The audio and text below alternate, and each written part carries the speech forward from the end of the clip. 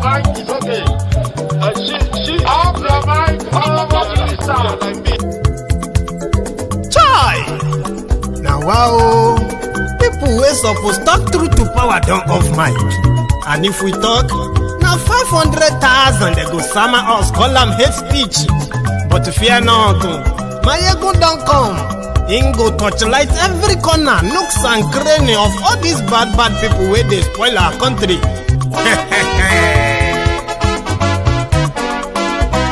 So my people make we laugh, oh, yo. Maiyegun don't come, oh, yo. My people make we shout, oh, yo. Maiyegun don't come, oh, yo. Maiyegun don't come, man of the masses, oh, yo. Maiyegun don't come, oh, yo. Maiyegun diary Politico, oh, yo. Maiyegun don't come, oh, yo. This one not the off in mind, oh, yo. Maiyegun don't come, oh, yo. They touch like every corner. Maiyegun don't come, okay, some people be they holla say they want the power. Chai. Them be promise us say we go get light and power. Them hustle sote they can't get the power. But now they know they do anything with the power. Every day dollar just they get the higher power over naira. See them talk say make we off mind. But thank God say Maiyegun don't come. So my people make you laugh, oh, yo. Maiyegun don't come, oh, yo. My people make we shout, oh, yo. Maiyegun don't come, oh, yo. Maiyegun don't come, man of the masses, oh, yo. Maiyegun don't come, oh, yo. Maiyegun diary Politico, oh, yo. Maiyegun don't come, oh, yo. This one not they off in mind, oh, yo. Maiyegun don't come, oh, yo. Person where they do evil, no one make person talk. Them say that Maiyegun, that man too they talk. He too they talk. Say Maiyegun diary, he they hot like pepper. But every day then they take money in bulk. Woman picking, they the street they hawk. Still them talk say make we no talk. But thank God say Maiyegun don't come. So my people make you laugh, oh, yo. Maiyegun don't come, oh, yo. My people make you shout, oh, yo. Maiyegun don't come, oh, yo. Maiyegun don't come, man of the masses, oh, yo. Maiyegun don't come, oh, yo. Maiyegun diary Politico, oh, yo. Maiyegun la wa mo la mo do. Maiyegun diary, number one. Maiyegun la wa mo la mo do. Maiyegun diary, number one. Maiyegun ti dé o, ọ̀rẹ́ ará ìlú. Maiyegun diary, number one. Lórí Facebook, lórí YouTube. Maiyegun diary. Good morning to you, good afternoon to you, good evening to you from wherever you are watching from. Àṣírí ọ̀jẹ̀lú kì í bò níbẹ̀ o.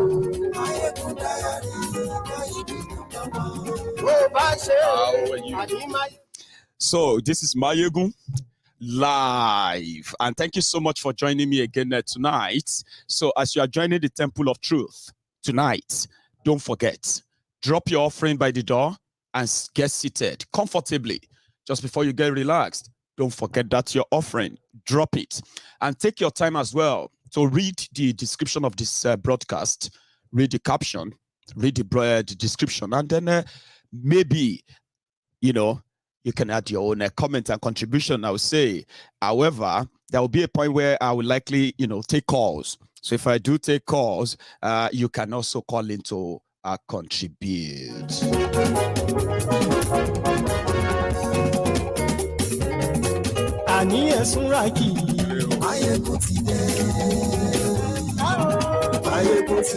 Tell them.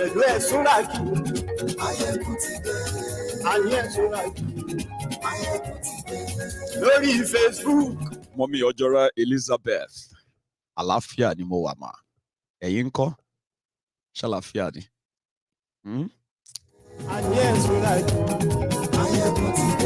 Bàbá bá gbé wúrẹ́.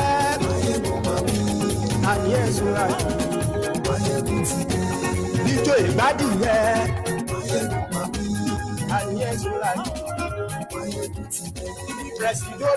Thank you so much for joining me. Let's get started. We are starting late. So, yeah. Good evening to you. Good morning to you. Good afternoon to you from wherever you are watching from. And again, tonight, this is Maiyegun live. Now, if you have read the caption of this broadcast, which is in parts, I'll go straight to the description, the other body part of this conversation tonight from yesterday, when it was like yesterday, Sunday, the 3rd of March, was an agreed date for all the clergymen in Nigeria to speak out, even if they are in bed with the same politicians who have brought this upon the people. So, Baba Adeboye, Pastor Adeboye, broke the table yesterday when he decided to tell his congregation the truth. Even though the truth, as some have come to, express their own concern, they said, even the truth is not so straightforward. And I said, now from shake, from the movement of hands, that's when you start, dancing. So if they have been telling their congregation that this is spirit, this sin that, manipulating them from the truth of why Nigeria is what it is and why their life is being made miserable in their supposed country. So if they choose to start saying the truth to their congregation, we continue to help them explain it better to their congregation. So that's what happened yesterday. Baba Adeboye finally came out to list some of the atrocities of APC. Egbekegbe, Bokwari Oshunbade, that's a Buhari Oshibajo. Presidency of APC, Egbekegbe in Nigeria. So in order to make this make sense to you as a compilation, let's start from what Baba Adeboye said yesterday. Somebody else said another thing as well. His name is Pastor Adefarati. Now, somehow the church now believe that they could pull a vote of 15 to 20 million of their own church members and then be politically partisan and choose the right, responsible people for Nigeria. That was what Adefarati said. Somehow, the revolution is brewing. And please don't tell me not to be deceived. Nobody can deceive me. But there will always be actions and counter-action and contrary action and opposite action that will always be like reactionary action that will be following one action after the other. Okay? In my own world, it is a good thing. Right? So, yeah, let's start with Baba Adeboye. As a reminder, Kaduna, no-go area. You cannot travel by road. You cannot travel by rail. You cannot travel by air. What else is left for Nigeria? Nigeria is finished. But Adeboye didn't say that. At least he said this. You can't go to Kaduna by road. You can't go to Kaduna by air. You can't go to Kaduna by train. Question number 1, why Kaduna? Question number 2, who is trying to isolate Kaduna? Question number 3, why? Question number 4, after Kaduna, which next? More than 80% of all the oil we are producing is being stolen. And nobody had denied it. It came from the government. Number 1, who is the one stealing the oil? Number 2, where is the money going to? 80% of what should have been the income of a nation is going to the hand of some people. What do they want to do with the money? Who are the foreign nations buying this stolen oil? How many of these nations of the world are your friends? More than 90% of our income from the leftover of the oil that was stolen. We are using it to pay the interest of the money we have already borrowed. And then it is news. I'm sure you listen to the news. We are borrowing more. Meaning what? According to a friend of mine, we are moving steadily to bankruptcy. If that God does not intervene, your children, your grandchildren, your great-grandchildren will still be paying debt. That is what we want them to tell their congregation. The reason why they are poor. But some people are saying that Baba Adeboye could have just put a call through to fake Pastor Ruga. Is the number 2 man in Nigeria. Fake Pastor Ruga could have given him the answers. But some of us already have the answers. Maybe it's going to take Baba Gio and the church and all the other people who are going to talk. Maybe it's going to take them another 1 year before they'll finally come and agree with us. Are you with me? Ikene Shatabandu, fake Pastor Ruga, who is also the special advisor to Buhari on burial arrangements, condolences visits, and trader money, is the number 2 man in Nigeria, is the golden son of Redemption Camp, the Redeemed Church. But like we said, it will touch everybody one by one. Everybody. But let me give you an answer, one simple answer. This APC, Egbekegbe, which Tiflumbu, fake Pastor Ruga, and the rest of all those shameless, cold-hearted rogues dragged you into in 2015. Right? They said they were going to build one refinery every year, which means they will build 4 brand new refineries to refine your crude oil. So that with that, number 1, it will strengthen your naira so greatly. It will crash the cost of living inside Nigeria. It will create massive job inside Nigeria. Having 4 functional refineries that can generate electricity will also help cut down the poor electricity supply, generation and supply in Nigeria. 4 years, they were supposed to give you 4 refineries. But for the first 4 years, they were diverting your resources, your money, into building refineries in Niger Republic.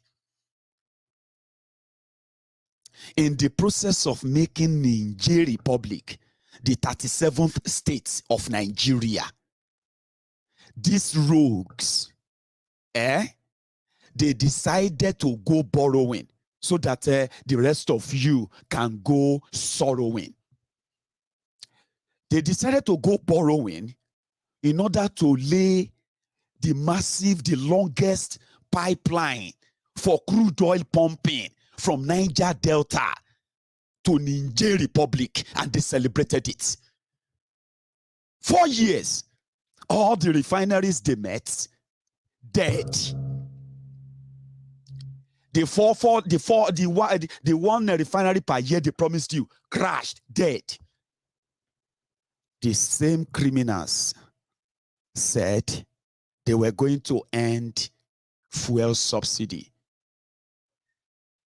Last, fuel subsidy payment doubled, tripled, quadrupled under these rogues.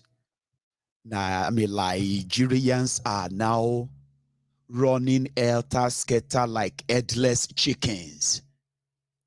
Country that is the 2nd largest oil producer in the entire Africa, if not the world.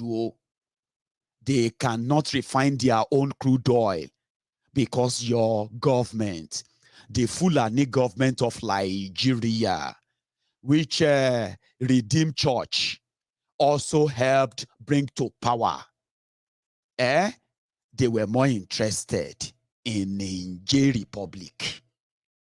Their governors in northern Nigeria, where every time they put budget together, they have to write and include Niger Republic in their budget. Nigeria poor north, after taking the money from the general port of the Fulani government of Nigeria, after robbing Peter to pay Paul, when they received their share in northern Nigeria, the budget for security, healthcare, education, road, rail, and everything else to help build Niger Republic. I am not making this up, by the way. These are facts. Niger Republic became the 37th state of Nigeria, to the point that Nigeria Minister of Transportation, Rotifmi Amechi, that is the Ubima, Judas Iscariot, the Nigeria Minister of Transportation, on the national TV, he was defending Niger Republic because Nigeria under this APC, Egbekegbe, decided to use the name of Nigeria to borrow over $6 billion in order to construct rail line from northern Nigeria to Maradi in Niger Republic. And Niger Republic will pay $0. Nigeria will borrow $6.5 billion. Every time Nigeria go out borrowing, Nigerians go sorrowing. Your naira gets devaluated. Your economy further crashed. Businesses lost, job loss, and livelihood loss. And most importantly, self-esteem lost. When people became poorer, they became more weaker and more controllable by the criminals called APC, Egbekegbe. So, the poverty in Nigeria, the insecurity in Nigeria is all man-made and now escalated by the APC, Egbekegbe. So you won't have refineries because the Niger Republic is getting that. You won't have a walking rail line within the commercial city and commercial region of Nigeria, which is the southern part of Nigeria. Amechi was on national TV defending the intention of borrowing money at high interest rates to be paid by generations of poor Nigerians in order to placate the Niger Republic. So, the damnation of a country 7 years down the line, 80% of Nigeria crude oil is now being declared stolen. Do you know that there is difference between finished and completely finished? Before the misadventure of APC, Egbekegbe, Nigeria was finished. When they came in as the undertaker, they have now completely finished Nigeria. The reality that many are still battling, struggling to come to terms with. Since they came in, they didn't just finish Nigeria, they completely finished Nigeria. They escalated insecurity on purpose. Pastor Adeboye said, You cannot travel to Kaduna by road. You cannot travel to Kaduna by air. You cannot travel to Kaduna by rail. And then Pastor Adeboye asked, after Kaduna, first he asked, why Kaduna?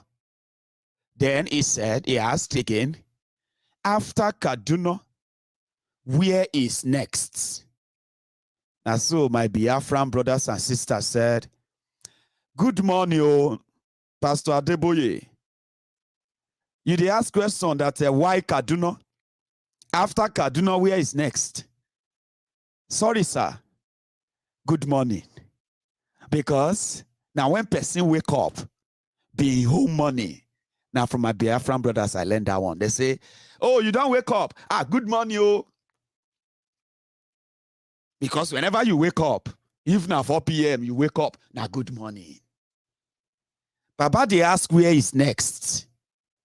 On Kaduna, we had Benue, we have Katsina, we have Niger, we have Sokoto, the headquarters of ISWAP, we have Ibarapa, we have Ayete, we have Igangan, we have Okeogun, we have Olu, we have Osu, we have the entire Imo, the entire Abia, the entire Biafra land, occupied by state agents, slaughtering innocent people, burning down properties. And they too are asking themselves, why us? It's just that they never had a bigger voice to help them ask, like Baba Adeboye. Biafrans are asking. The victims of the Fulani invasion in southern Nigeria have been asking, why us? Why? When they are done with these people, who is next? That's why people said, Baba Adeboye, good morning, sir. Number 2, where is the money going to?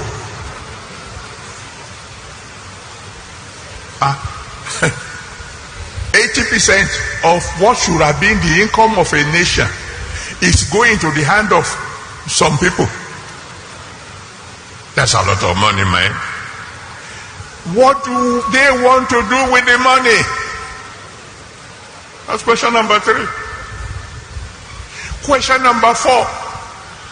Who are the foreign nations buying this stolen oil? Question number 5. How many of these nations of the world are your friends? So you can see the reason why I'm not thinking of 2023.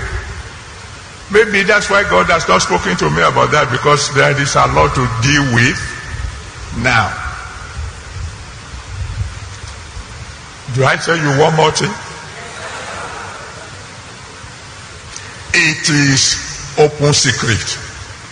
It's in the news. Undenied.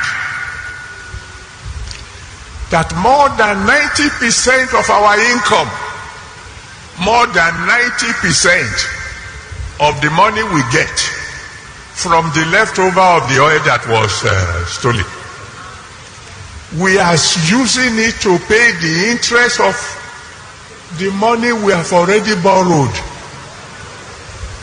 More than 90%. And then it is news. I'm sure you listen to the news. We are borrowing more.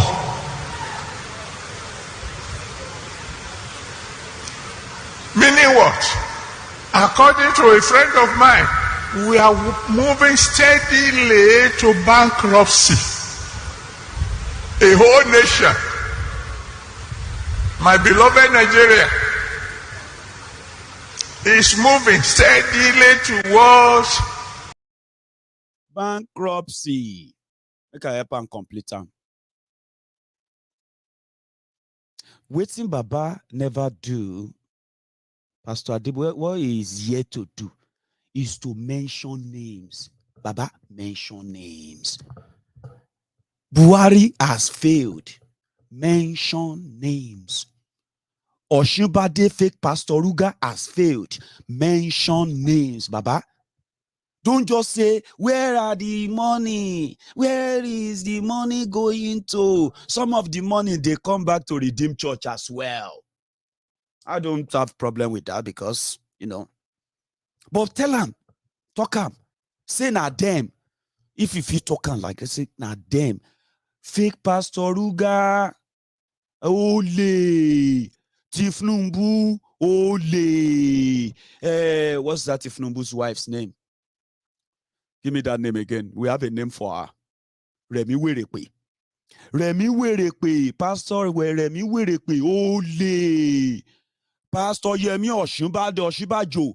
Fake Pastor Ruga. Ole. No come here again. You be ole. Where you they take all the money to do the maths? They were taking everything to Niger Republic. Pastor Ruga. Fake Pastor Ruga. Fake Pastor Ruga is there. In that same Redeemed Church. We would like to see, you know, I would like something like this from Babawa Adeboye, you know. Not that they have to do it right now, but I mean, something like this Imam. Today, we are going to...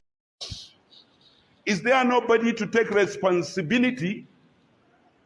I want to believe that we have all failed.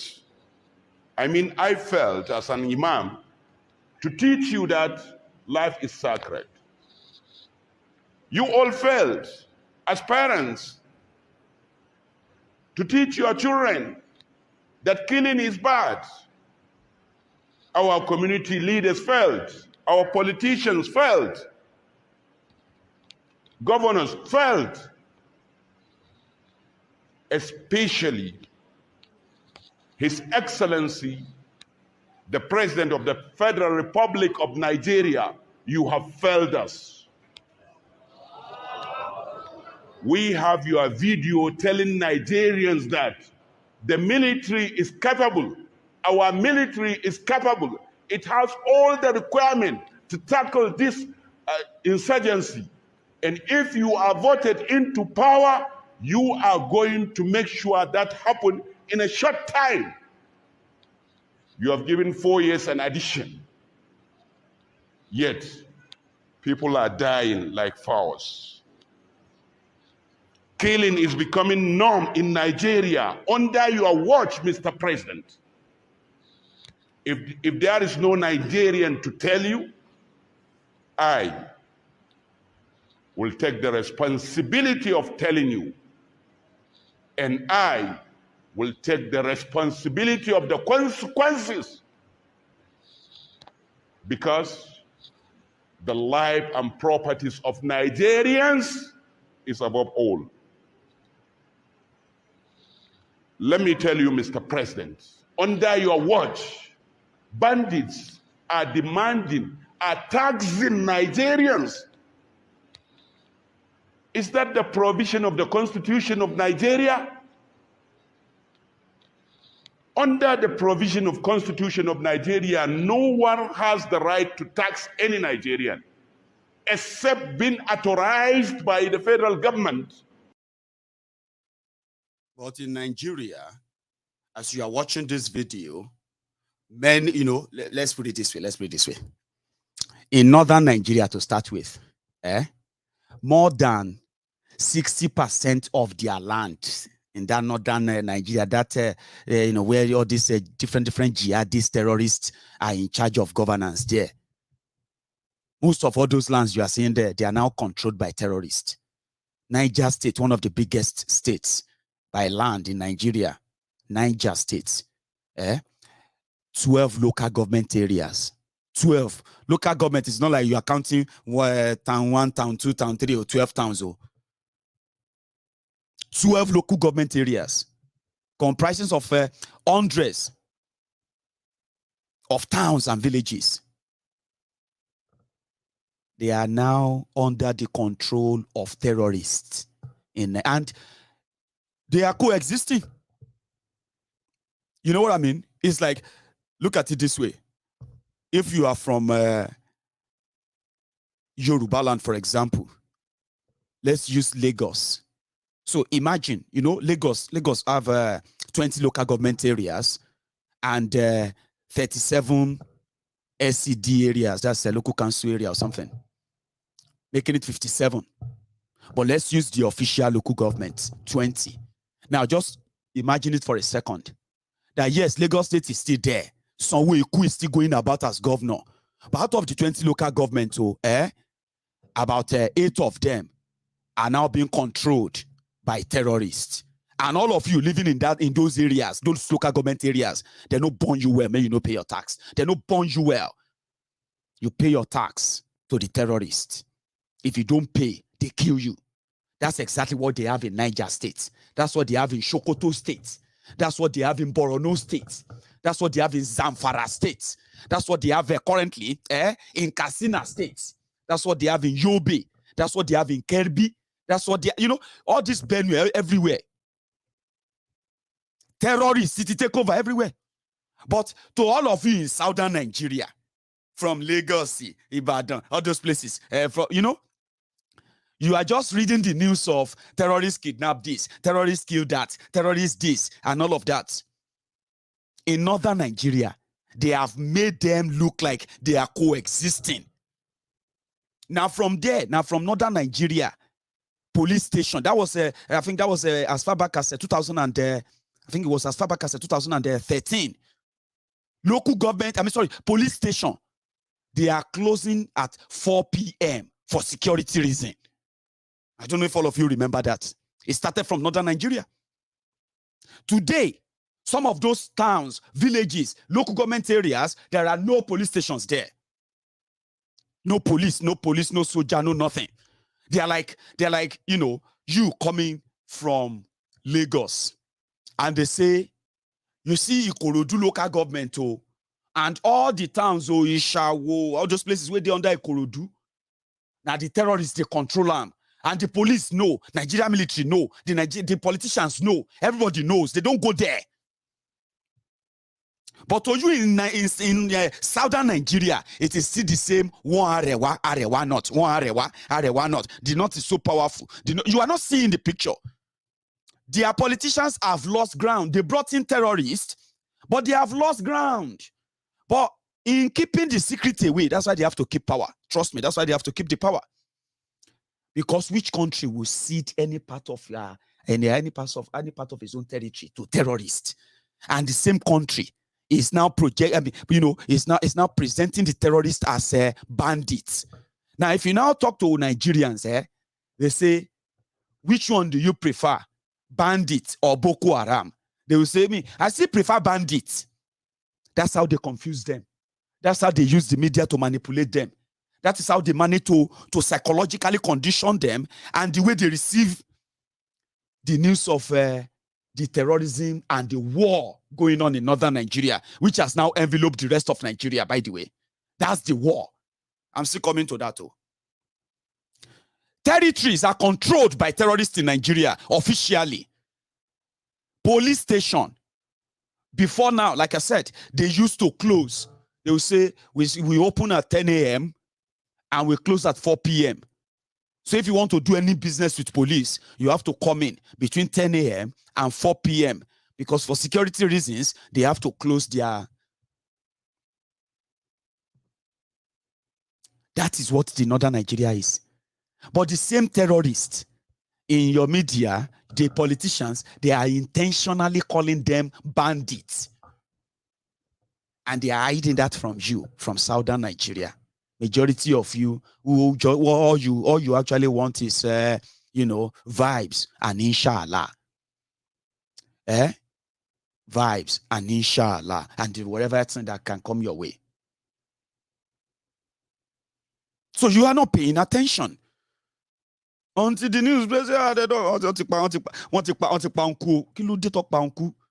Pa uncle ni Kaduna ni uncle of fly ni. Àwọn bandits yin rocket. Báwo ni bandits ṣe máa yin rocket? Wọ́n ti pa uncle yín dànù. Kí ló uncle wa lọ ṣe ń Kaduna? I don't know business. Wọ́n ti pa uncle yín sí Kaduna. Until then that's when you be like, this country is a terrible country. This country is so, I don't even know that this country is this bad. If I know this, all those things. Now, when it touch you, and it's already touching everybody now. So they are managing that in northern Nigeria, and they are depleting the resources of the southern Nigeria, looting like say tomorrow no day. And if it's actually a place that things are working, these guys should be preparing to end up in jail with what they have done. Trust me, the atrocities they have done, they have committed. So we would like you, our man of God, our Baba Gio, my fellow Gio, because myself I be Baba Gio for the people, for the brethren in the temple of truth, TOT.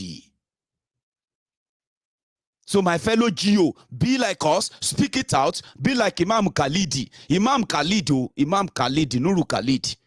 He said, I will take responsibility. If I cannot tell you that I have failed, I will take responsibility as a leader. Me, I never fail, because me, I don't tell you since. Say now, Olori Buruku be everybody. If you pay attention very well, they are working hand in hand. You are their own commodity. If they say they are trading people, they are scamming you as Nigerians. If you don't pay attention very well, yeah, you are what? You are the commodity they are trading on. Or trading in. Baba Khalid, Afa Khalid, Abi Imam Khalid, Abi Sheikh Khalid spoke the truth. Do you know the first person to respond and condemned Khalid is no other person than Sheikh Osman bin Gumi.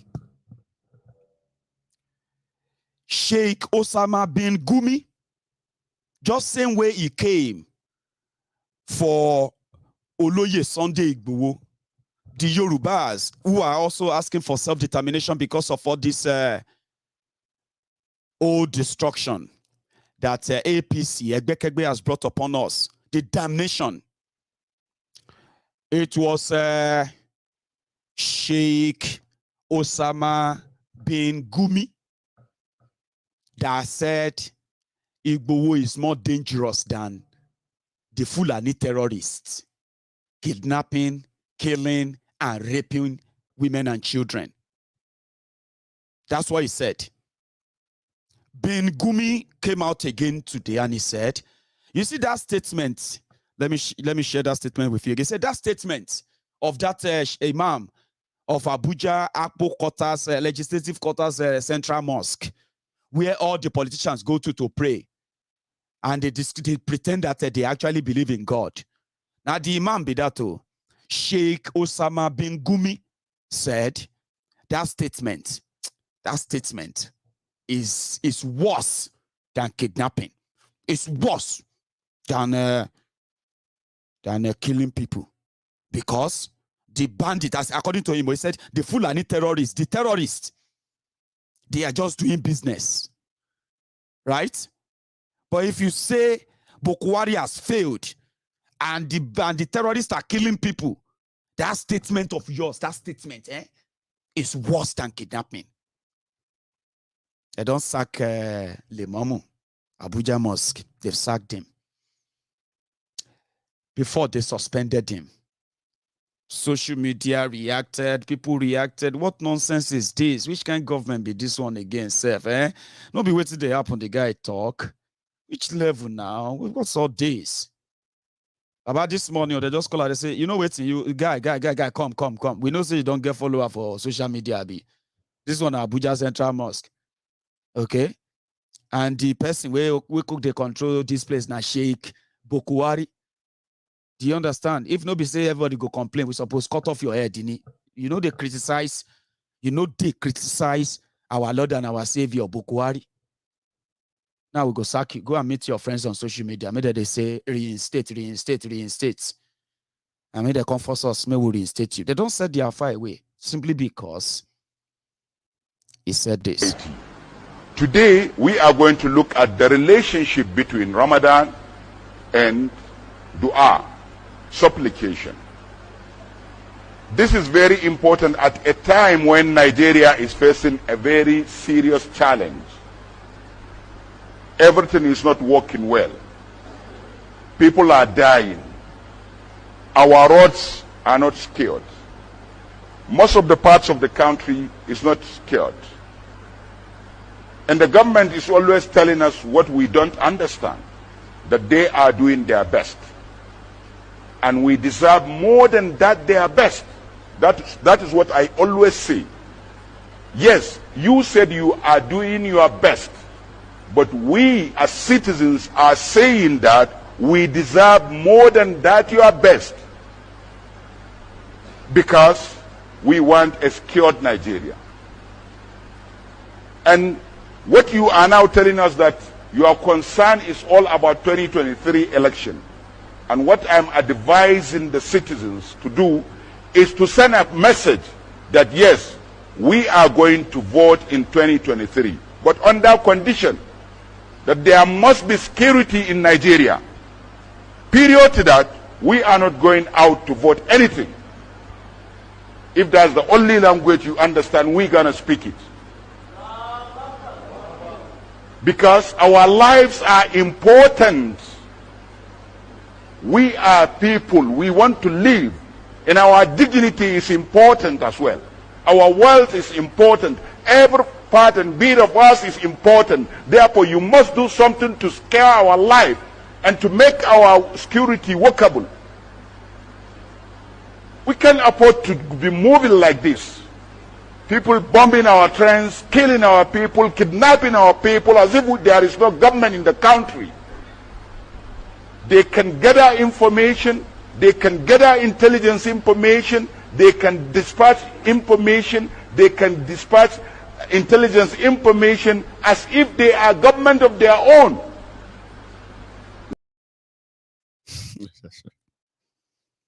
That's what he said. Now, I want you to, please, like I did yesterday when I was explaining this to you, again, yeah, I want you to, or should I say, I expected you to have paid attention to that message. His message is directly saying that if this insecurity continue as it is, which it will continue, that everybody should prepare and tell them that we are not voting, we are not participating in any election. Do you get that? Nobody said that, and we never receive the bloody wrath of these criminals. No election. Are you trying to tell people to tell us that, to chase us away? Are you saying, you know what, are you mad? Mazi Nnamdi Kanu said there will be no election in Biafra land anymore. When they started, they said there is no singing of Nigerian national anthem in Biafra land anymore. There must never be any Nigerian flag in Biafra land anymore. Every time those orders were coming, Baba, they carry them out. Oh. So that means, this guy with this intention, Nigeria is going to break up. No, it's going to be a matter of time. We need to kill him. Whatever it's going to take, even if we have to break international law. And that's exactly what they did. They broke international law. They didn't care.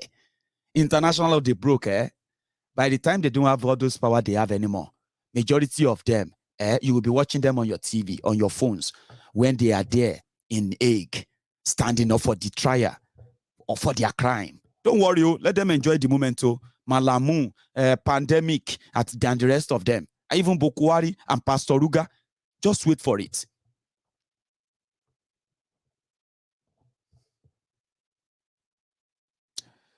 Anyway, they call him a digital imam. And he came out and he pointed out exactly what is going on. And he said, why should you go and participate in an election which is purely valid? Thank you. Which is purely validation of this crooked arrangement. They went for him. Pray for him, because they can kill him. Igbowo, Oloye Sunday Igbowo came out and he said, we are not interested in election. Which election? Election Oshiwo. There will be no election in Yoruba land. We will be campaigning, we will be mobilizing Yorubas to leave Nigeria. See what happened? They killed 2 people quick.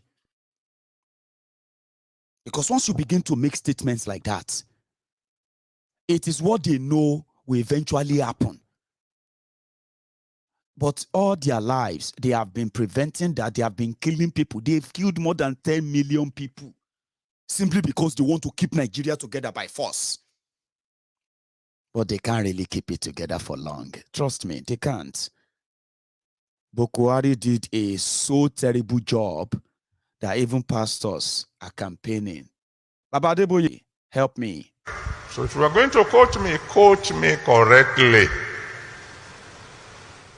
Now I'm talking to those of you who are my children. You want to know the truth? Yes, the whole truth? Yes, and nothing but the truth? Yes, I'm talking of myself now.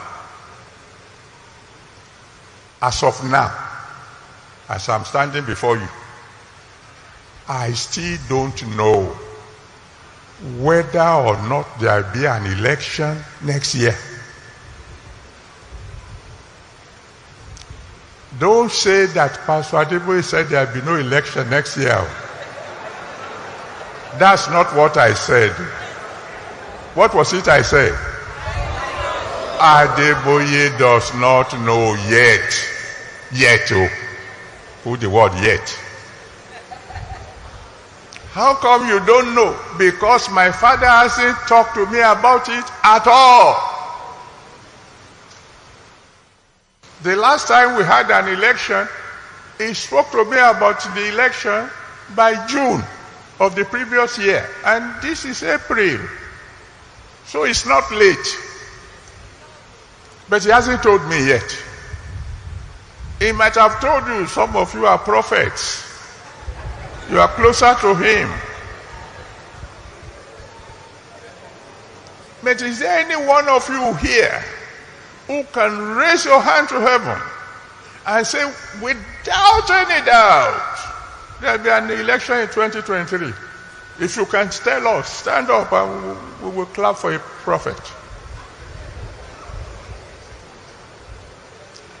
I don't know yet. Remember to put the word yes.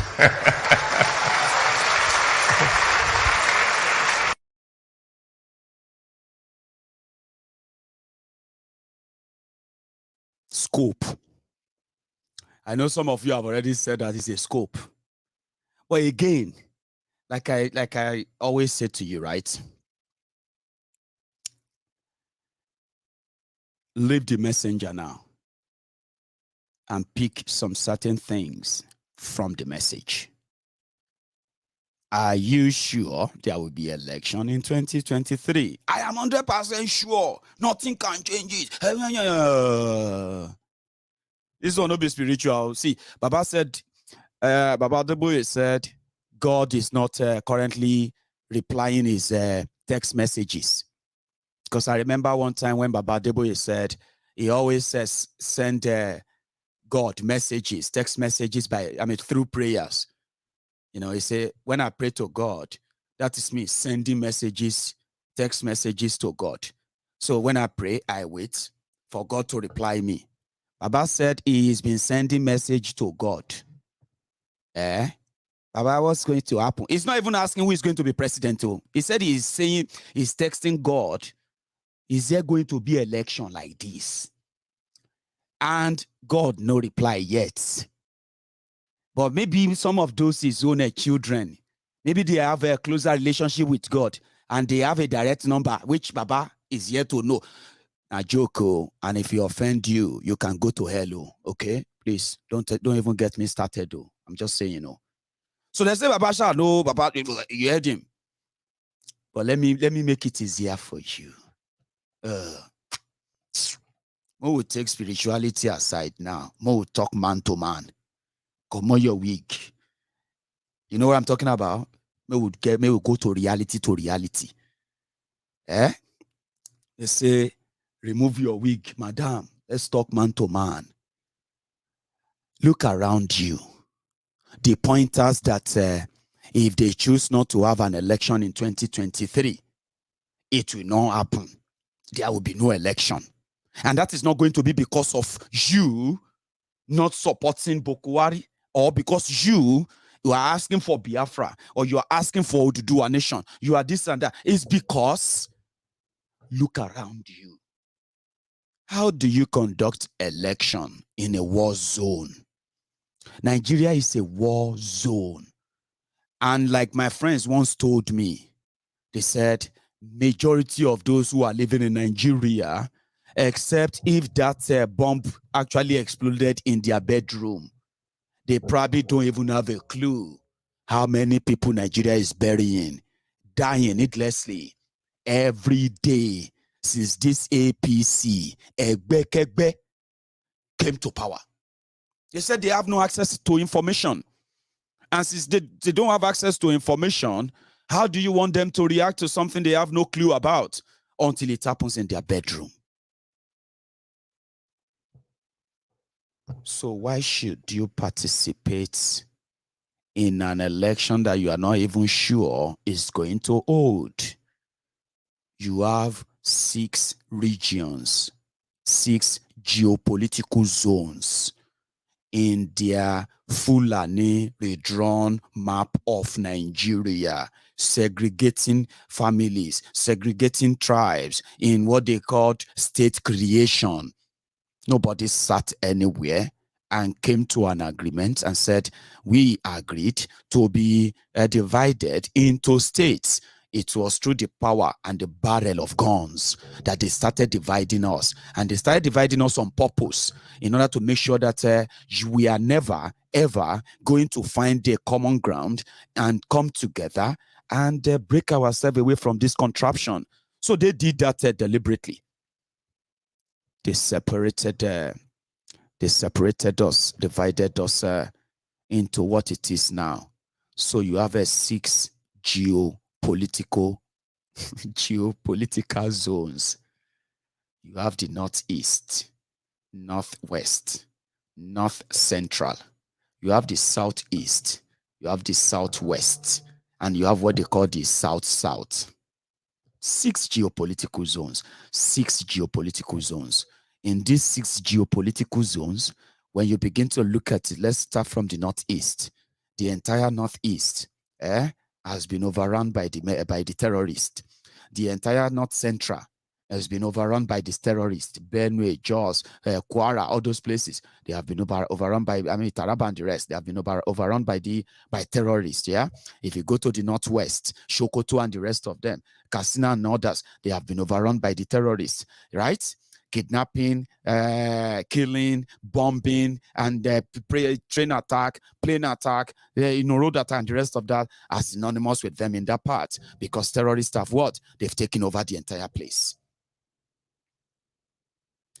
Then you come to southwest, you go to southeast, you go to the south-south, as they say, the Fulani terrorists, and some other, you see this issue of those 80% of your crude oil being stolen. That is happening in Niger Delta. No be Niger Delta people, they steal the money. Oh. You know those stealing the money? Who's stealing the crude oil? The same government of Nigeria. Because you can't, you can't steal crude oil in jerry cans. We are talking about everyday loading of crude oil into a batch of ship. The batch of ships, right, that come in to load tons and tons and tons and tons of your crude oil every day. And they are being guided, protected by your Nigeria, what is it they call them? Nigeria Navy. Shina Navy, they call them. These guys, where they do patrol for sea. Abi? They are the ones who guide all those ships who came to steal your crude oil. They, who come to take the crude oil for them to Niger Republic. Yeah, that's what happened. So in Southwest, the Fulani terrorists are making our life a hell, and our criminal politicians are what? They are shielding them and then, burying this. In one of those, for you to know that this is no joke, right? Look at these people. They have been chased away from their homes in Ogun State. Yewa North, Yewa South, local government areas of Ogun State, they are the epicenter of Fulani terrorism in Yoruba land, especially in that part of Yoruba land. Then if you begin to go to Shaki, if you begin to go to Ayete, Igogon in Oyo State, that's also another terrible, horrible story. These ones were chased away from their homes, from Yewa in Ogun State to Pobe in Benin Republic as refugees.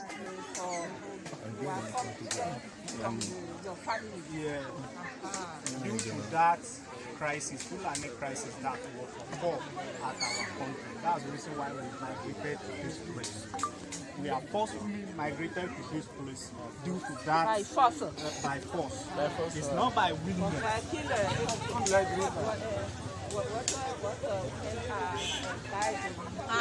Women. Oh, man or women. How much are us, man or women? Only you. Are dying here. Both the women and men migrated from that area to this. No. And How then much? people died. But say how many people they killed there? Okay. Killer. There are few many people. But that our many people. Many people have lost their lives. Many people have lost their lives.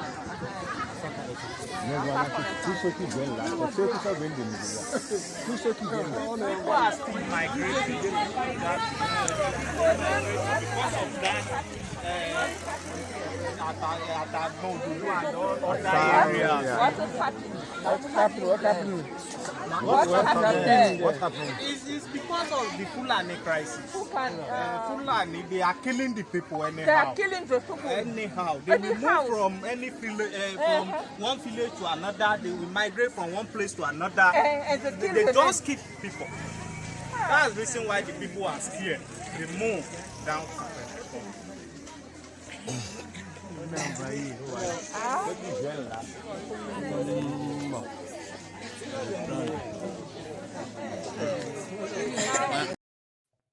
More than 50,000 Yorubas. People from my own state, so they are these people, the people you just watched, they are from my own state, Ogun State, Yewa people. And that's exactly the story.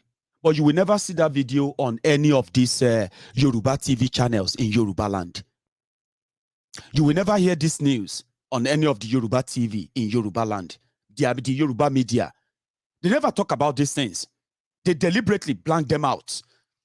Over 50,000 people have become refugees in another country. And it is a no-go area. Don't talk about it. Forget, no. This was last year, January 2021. And to this day, more people have joined them in all those small settlements, small villages in Yewa. So do you now understand where people like myself will never respect Tifnumbu, no matter how much the ass lickers, crumb eaters, crumb chasers, the obedient fools, the sophisticated morons, the umbued slaves, no matter how much or how many times they foam in their mouth, trying to blackmail me or blackmail us, that we have no respect for rogues. How could you respect rogues who have no respect for you? He never spoke about this because for political survival, political reward, political compensation, they decided to be mute on the sufferings of the Yorubas and many Yorubas. Therefore, don't believe that all these things are happening. Do you understand that damages? When people self-destruct, when people live out of a different reality, a reality that could get them killed anytime, anyway, and it is caused by rogues who knows the danger, but they cannot talk about it, but they still want to present themselves as your leaders. We are your leaders. Leaders.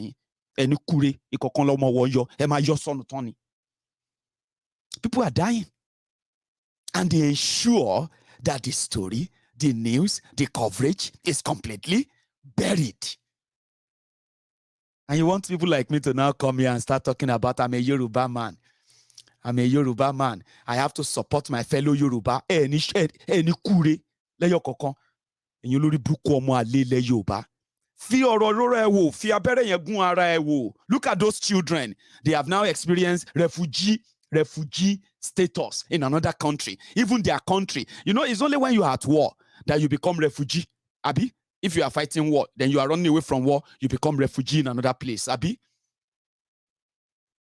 But these children, their government, your leaders, APC, Egbekegbe, in Yoruba land, PDP, people destroying people in Yoruba land, your religious leaders and all those people you said we should be respecting because they are Yorubas. Ni kure le nkan si. Anybody sọ fún mi ngba ẹ wo lórí burúkú tó bá wá sórí program mi tó sọ fún mi wípé ọmọ Yorùbá kan ò kí ń rí àgbàlagbà fín nítorí nǹkan tí mo sọ ń pa ti Tinubu àti àwọn lórí burúkú tẹ́ ń pè leaders tẹ́yìn tí gbogbo yín ní identify as leaders yẹn lórí burúkú yẹn mo sọ ìwọ tó bá wá bí tó bá wá sọ fún mi wípé kí wọ́n respect àwọn elders yìí òfò ló máa ṣe tọmọtọmọ tírántírán no apologies. Ìwọ tó bá sọ fún mi wípé mi ò ní láti ṣépè fún wọn Maiyegun ò ní láti ṣépè, you don't need to curse them, Maiyegun continue, òfò ni wọ́n náà máa ṣe. Do you understand what that means? It simply means that you cannot continue to use narratives that underplay or downplay the danger that is consuming lives of the people because it hasn't taken yours. So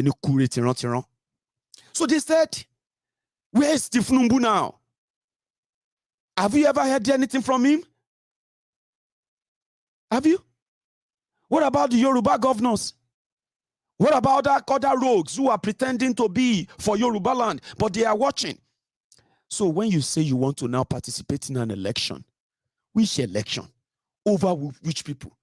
In Niger, in Kebbi, in Sokoto, in Katsina, where Buhari comes from, Taraba, Benue, Yobe, Adamawa, all these places. So you have more than 10 million internally displaced people, refugee, caused by Fulani terrorists.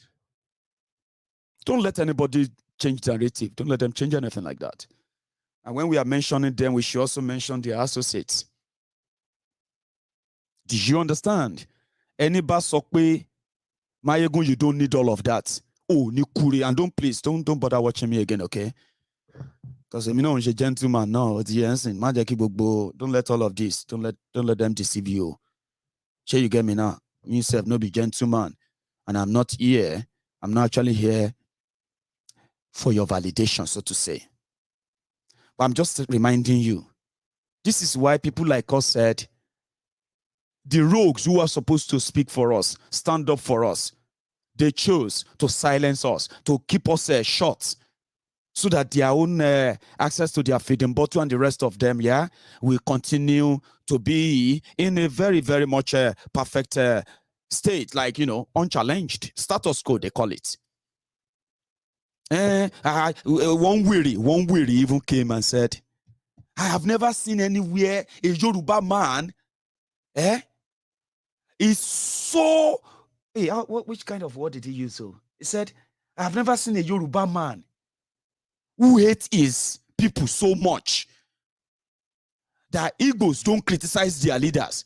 Fulani Hausa don't criticize their leaders publicly. It is only this Maiyegun that we always come here. Oh, Nikure, if you are watching me. Deliver, specifically message now you get on. Ati wo, ati Tinubu, ati gbogbo àwọn olórí burúkú tí wọ́n ní chance láti sọ̀rọ̀ nípa nǹkan tó ń ṣẹlẹ̀ nílẹ̀ Yorùbá, tí wọ́n wà ní position láti actually really fight fún nǹkan tó ń ṣẹlẹ̀ nílẹ̀ Yorùbá. But to choose láti má ṣe anything. To collaborate pẹ̀lú àwọn olórí burúkú tó ń pa wá, tó ń jí wa gbé. Tí wo ọmọ òfò, ọmọ àdánù, bàbá òfò, bàbá àyà, ẹ̀yin ìyá òṣì, ìyá àyà. To wá fẹ́ try láti blackmail mi with wípé ọmọ Yorùbá ni mi, ọmọ Yorùbá ò gbọdọ̀ máa ní kúre, òfò ló máa ṣe. Shami, say amen to that. One way came to me and he said that he's never seen a Yoruba man criticizing another Yoruba. I said, which Yoruba am I criticizing?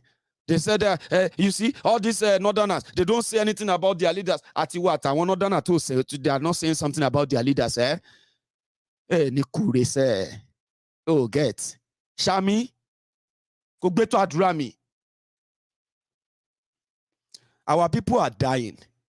We are exposing that. We expect those who claim to be currently leading in any capacity in Yoruba land to put their own foot on ground and push for the defense of Yoruba land without any of this political coloration and the rest. So now I want to eat your cake and still have it. Maybe so they walk. Baba Adeboye said, are you sure? Some of you want to kill yourself for 2023. But are you sure? This is 2021. Some people are already getting ready to kill themselves over 2023. And they don't even know whether there will be 2023. They don't even know if there is 2023, whether they will still be around. There's nobody here who can say for sure that we will still be around by tomorrow. Nobody. It is God who determines who will still be around by 2023. Somebody said to me, sir, who do you think should be president in 2023? I said, president of where? He said, president of Nigeria. How are you sure there will be Nigeria in 2023? How are you sure? Can you swear? I pray there will be, so don't misquote me. But are you sure? So the point I'm making here is this. Me, I'm taking the messenger away. I'm dealing with the message. Sometimes, the information that we just freely given like this. Oh, you know that, you know this, and it's just like so freely given. It does, you know, it kind of makes it kind of ordinary. But you see, when messages like that, what do they call them? Cryptic messages. Is that what you call it? Code messages or cryptic messages or something like that? Where a man can say a lot of things, but without saying a lot of things. Do you get that now? Or a man like that, when he said, look around you, there is war already. It can only get worse. As you move to this election or no, it's going to get worse. So rather than preparing to go and validate any fraudulent election anywhere, why don't you join Biafra struggle? Why don't you join Yoruba Nation? Adeboye won't tell you to do that, will he? So if election that they are all gearing towards, that they want to, election, if it's not going to hold, shouldn't you save your energy for something that will work? Because this contraption is never going to work. You see, every time they feel like there is a reprieve, there's Nigeria at the edge of the cliff, and it's about to tip over. And then something happened, they pull it back. Oh, they say, oh, that's a reprieve. It's better now. Let's see. No, it's never better. It is just like a kicking the can down the road. It is eventually going to break. Trust me, it is eventually going to break. Why not dissipate energy on that now, from now, and then you have something to say. You have something to say. I have not lost it all. Nigeria did not end me. If Nigeria never ends you, it's because you are working to end Nigeria. Break it up to save lives. The sham, the fraud is so obvious, transparent, clear, like a crystal. It's never going to work. No, it's never going to work. How many of you remember when they said that they have discovered oil in northern Nigeria? Do you remember that? Aha. It's all fraud. Because as we speak, Northern Nigeria, the terrorist zone of Nigeria, a terrorist headquarter of Nigeria, nobody want to do business there for real, except the business of supplying guns and every other thing that the terrorists and their other business partners need. Because according to El Rufaya of Kaduna, this Kaduna that they have now choked down, they have isolated according to Baba Adeboye. El Rufaya of Kaduna said, the bandits, as they call them, the terrorists, they are far, far, far, far better than Nnamdi Kanu, than Igbo, because the terrorists are not planning to break up Nigeria. They are just doing business. So who's going to invest there? For real, who's going to go there and invest? But Nigeria, the southern Nigeria has the money, the resources, they can steal, loot, and all that. And they can still find some money to fund their jihad in northern Nigeria. So they discover oil. We found oil. Oh, that's a great news. Maybe now Nigeria can begin the process of breaking up. So that now that they have found oil in 2 states, according to them, that's a starter. It means there is actually oil in the deserts. So why is delay? Why do you still have to send down your Fulani terrorists down south? Why do we have to continue to bleed innocent people to death and all of that? Why don't you just let's go? But they are not done with you. Trust me. You know what they did? They have now included some northern states in what they called oil-producing states. Oil-producing states. Let me tell you the story. In Nigeria, they always say Nigeria get oil, Nigeria get oil, Nigeria no get oil. Or let me say, when Nigeria no own the oil. The oil is owned by the retired generals and some powerfully connected emirs. Okay? Those are the people who owns the oil in Nigeria. So what they do is that every 10 years, yeah, the owners of the oil, they renew the license of those they give the job to. They don't have any business in oil business, okay? The owners of the oil in Nigeria. And majority of them, they are not from Niger Delta, where the oil is coming from. So what they do is that they share this oil allocation among themselves, family, from one family to the other. You know, this family may own this oil well this past decade. Next decade, they will give it to another family among themselves. And, you know, blah, blah, blah, blah, blah, blah, like that. So then they take royalty, they give share to Nigeria, they keep the rest. But it's like that's not working anymore. So they went straight fully into bunkery. Then let's just carry the oil, Jerry. You know, don't account for it. Let's just pump the oil and take them, go and make your money like that. So they take the money, they take the oil, they sell it, they take your tax, they share it, and they put everything in a jar, and then they share it to all these Islamic jihadist states in Nigeria, who would then in return share the money with their terrorist brothers from the Sahel who are harmed. So now they have included these northern states. I think it's Bauchi, and one other state. They are now oil-producing states, just like the people of Niger Delta. So every time they sell oil in Niger Delta now, when they share the money as they share the money, after removing the 13% derivation cuts for the oil-producing states, they are going to give 2 northern states 13% extra on their own monthly allocation.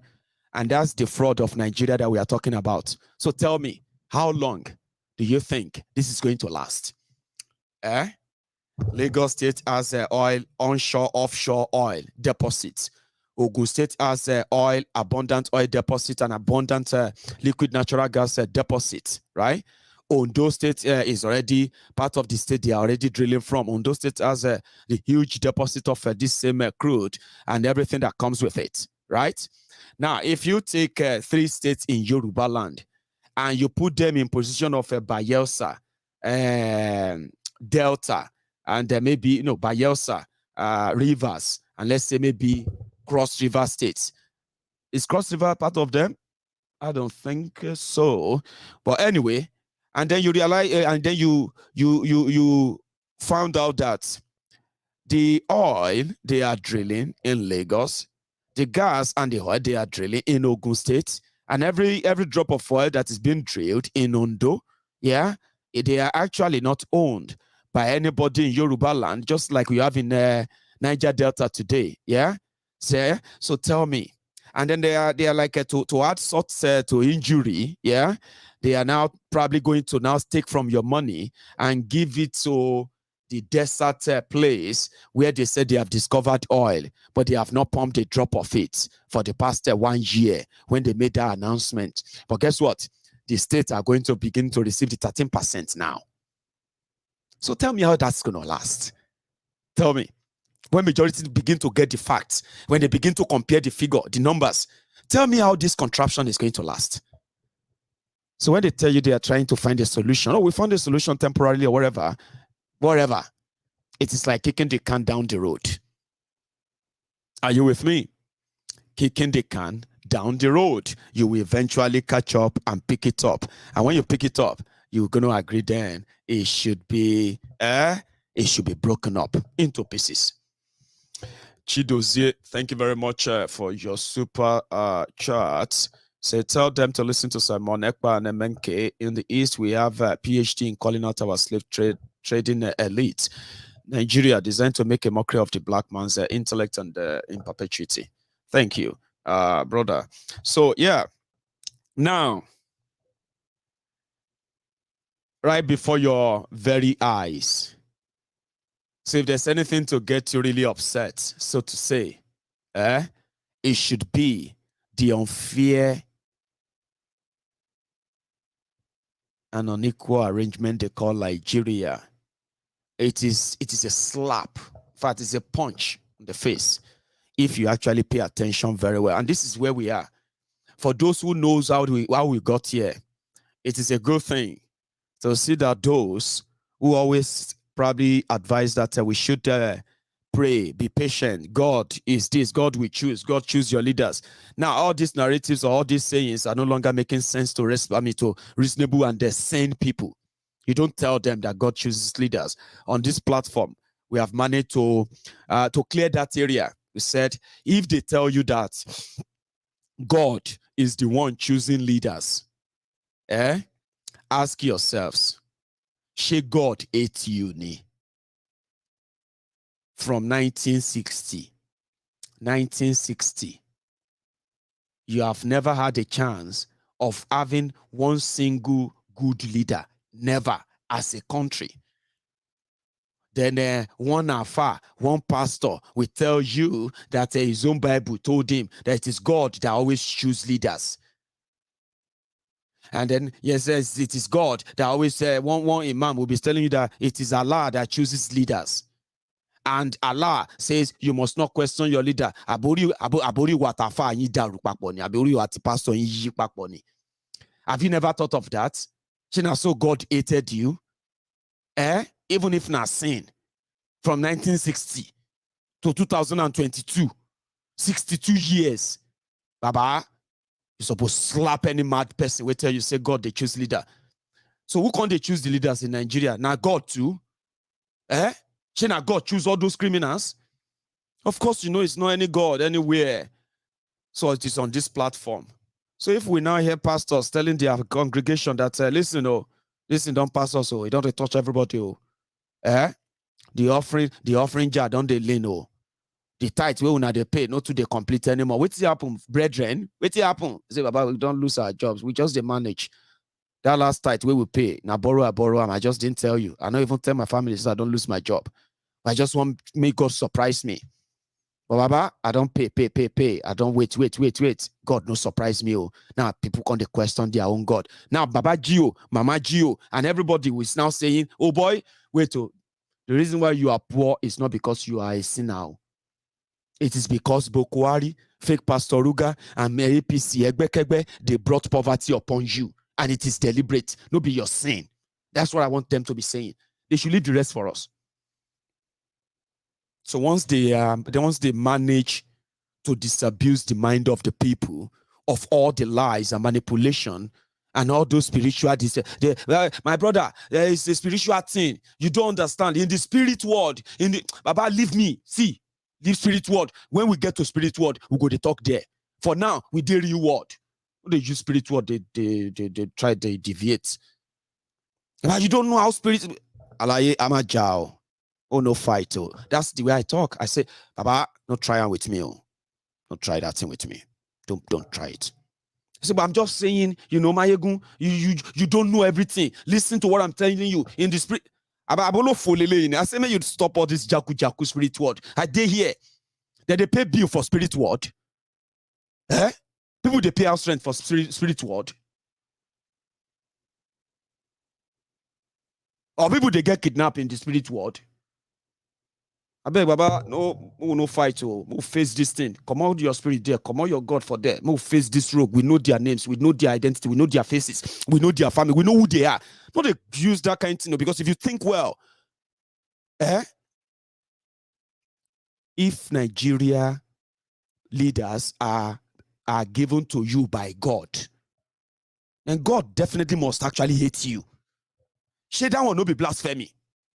You they pray, you they do this. We get everybody. We say SU. Before I turned 17, I became born again 3 times in 3 different churches.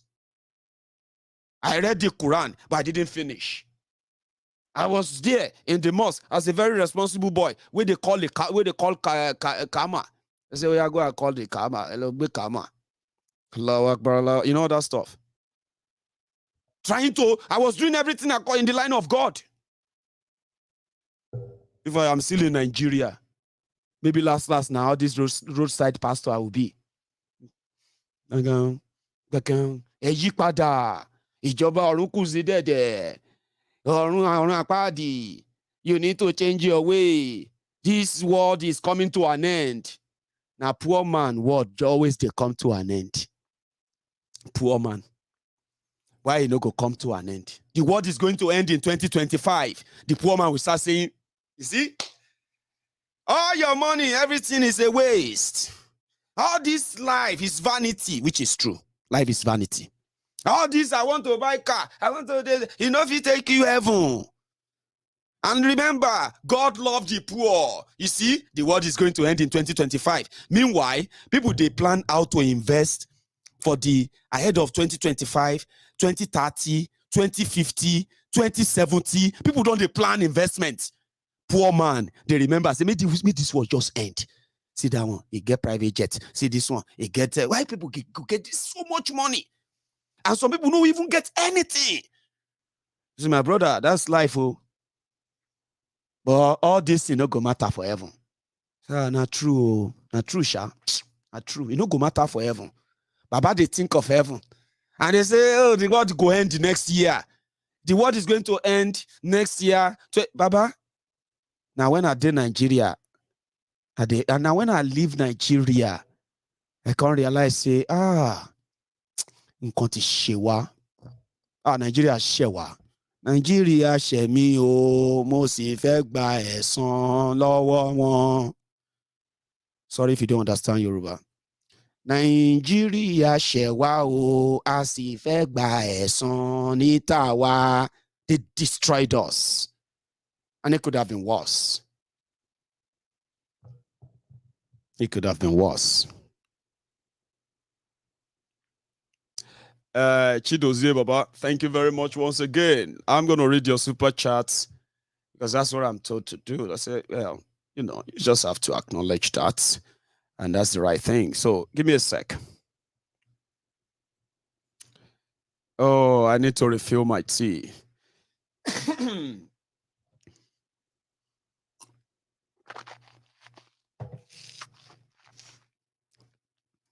Thank you. Nigeria, a forced marriage of irreconcilable world views, aka value system, but a unifying world in a prerequisite for nationhood. No be juju be that.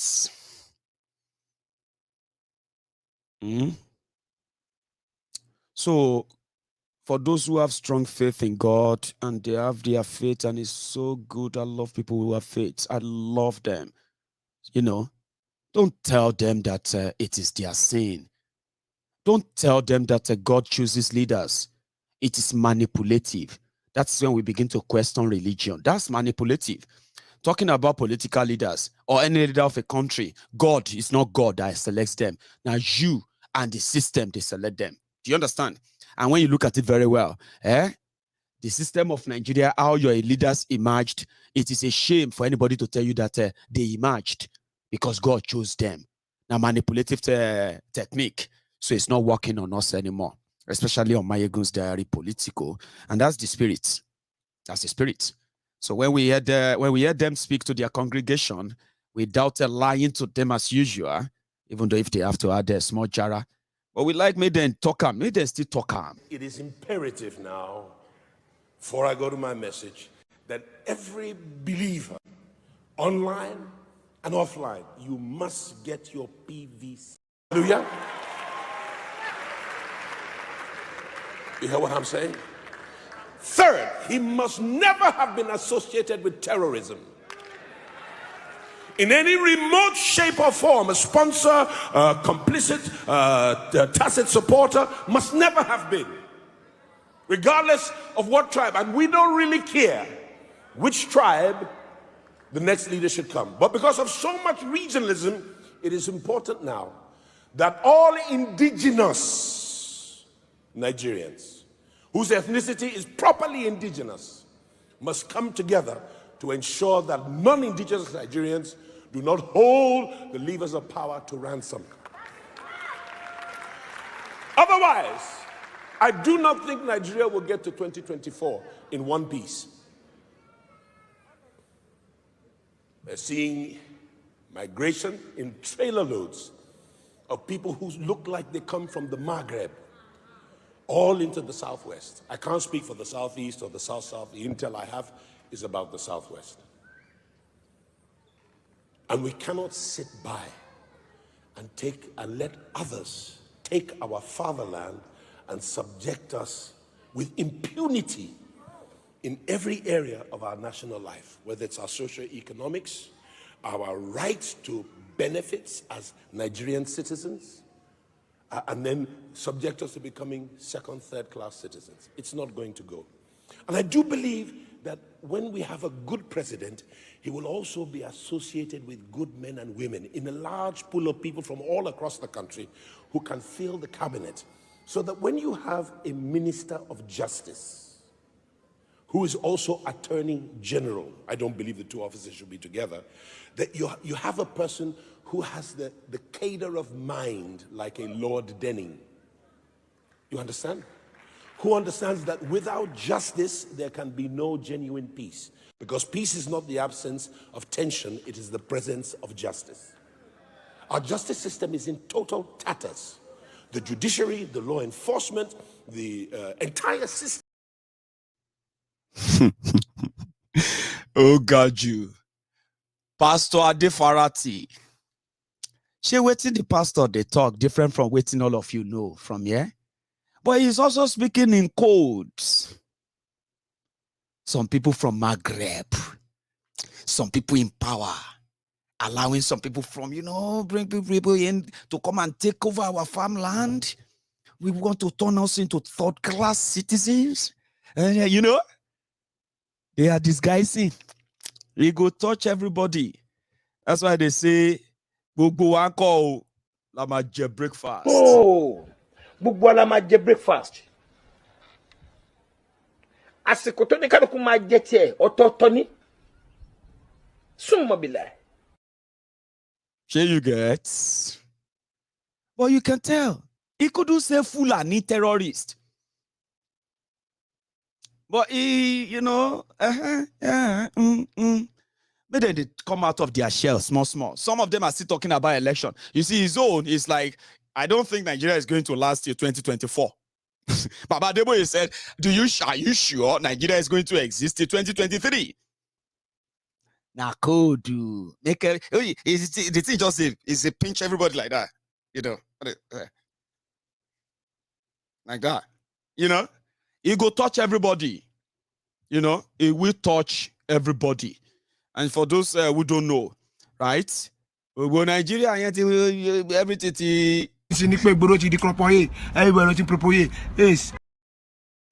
you get Igboroti propoye, Igboroti krokoye. Let me hear that again. Igboroti krokoye, everybody's propoye. Everything to daru, everybody will find yourself wherever you. And there are those who believe that in this course as well, you will never. There are so many of us who knows that Nigeria is a contraption, right? It's just living on a borrowed time. Some are believing that maybe if they get a new leader, a new president that can unite people, blah, blah, blah, blah, then maybe Nigeria, can still come together and be saved. Oh, I am powerful. Some of us have chosen the battle of, the battle of staying on our own, pushing it forward, pressing it forward until we are no longer in the same coexistence with people that will come in and influence what actually affects us directly, and we will have no say in that. Listen, we will never betray our nation. Betrayer is always betrayer. Betrayer. More than betrayer. That is the message. If you are a Biafran, if you are a Yoruba Nation supporter, if you are a revolution now, the course you have chosen is better than the charade they are selling you. The hopeless charade of one Nigeria they are selling you. Every time you wake up, every time you look around, even when they tell you that you're not doing well, tell yourself, you see this faith that you have taken, this battle you have taken, you shall never betray it. Betrayer is always betrayer. Betrayer. More than betrayer. Here you go. You get it? Okay. If you don't get it, forget about it. So I've said that about the fraud they are putting together. I think I should just remind you of those who have managed at the same time, just to put credit to what you all know just before now. I just love the fact that they have gotten to a point whereby it could suggest, why don't we just shut down this nonsense? For our nation, we must look for foreign support to save this nation. This is my position, Mr. President. We must rise to it. They are killing people in the east, in the west, in the south, in the north. We should shut down the National Assembly. Let's shut down. If we cannot save this country, we stay in our homes. Our country is bleeding. People are in poverty. There's no food. People are hungry. Insecurity is threatening us. We cannot pretend. It's better we're not here than to not see that here. People are dying every day. Che, waiting about they do there is different from what I'm doing here. You know, different. He's a blogger inside the Senate building. So just that's what it be. We shut this thing down. They are killing our people. And the guy is from Kogi. That man. Adeyemi smart. We know smart. Bello is the governor of Adeyemi Smart or Adeyemi Tio Smart. I love the drama. We need to save this country. We need a story. Yeye Bello is also working to make 20 millionaires if he becomes president. You know, Yeye Bello wants to be president of Nigeria. That's the joke. The joke is on you. And they said the joke write themselves. The jokes write themselves. Because Nigeria is a joke. But now one thing where I caught from that actually shocked me.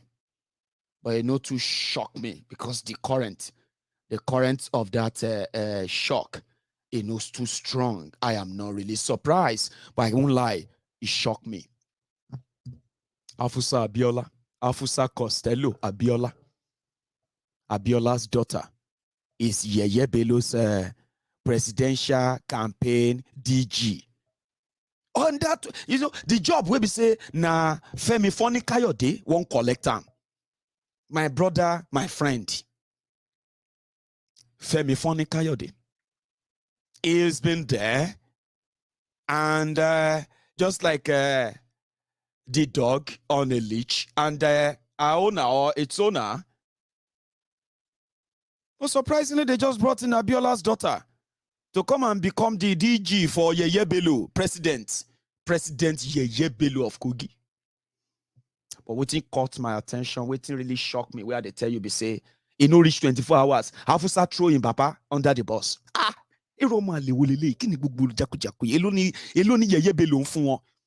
Because the moment they cook for Femi Foni Kayode in Kogi, and then they, according to them, they said they put small change in his pocket and they guaranteed they're going to get pocket money.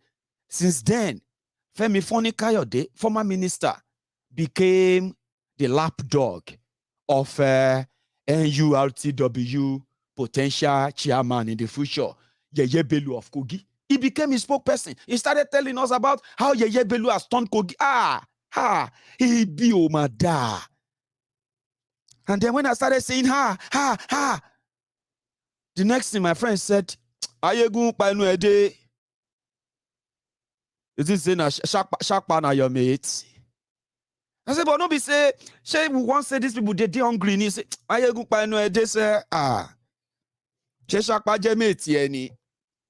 People where they hungry, they don't used to people were never too hungry before. They don't the simple, they don't the see and say hunger they come under the hunger they come. People will get money don't they do loshio under Bokwa anywhere where you see Baba shop. So you want them to wait to be hungry before they can start appearing that they are hungry. Baba, Maiyegun panu ede. Juju. I said, but I'm so surprised. I said, Maiyegun, don't pretend, don't be surprised. I said, Abiola daughter, 24 hours, and he throw his papa under the bus. Within 24 hours, so Abiola daughter, DG Yeye Bello. He said, Yeye Bello, if you see Yeye Bello like this, the Yeye Bello of Kogi, if you see him like this, as governor, he represented everything where Abiola won't come to us for Hope 93. And Tiafusa Eshele Yiton Eju Abiola sabe boss Tori Yeye Bello. Oma sheru e fun yin. Kota won yon koso niyan. If you understand Yoruba, your pikin go do this one to yourself, Afusa. Kilode? Yeye. Afusa Abiola's daughter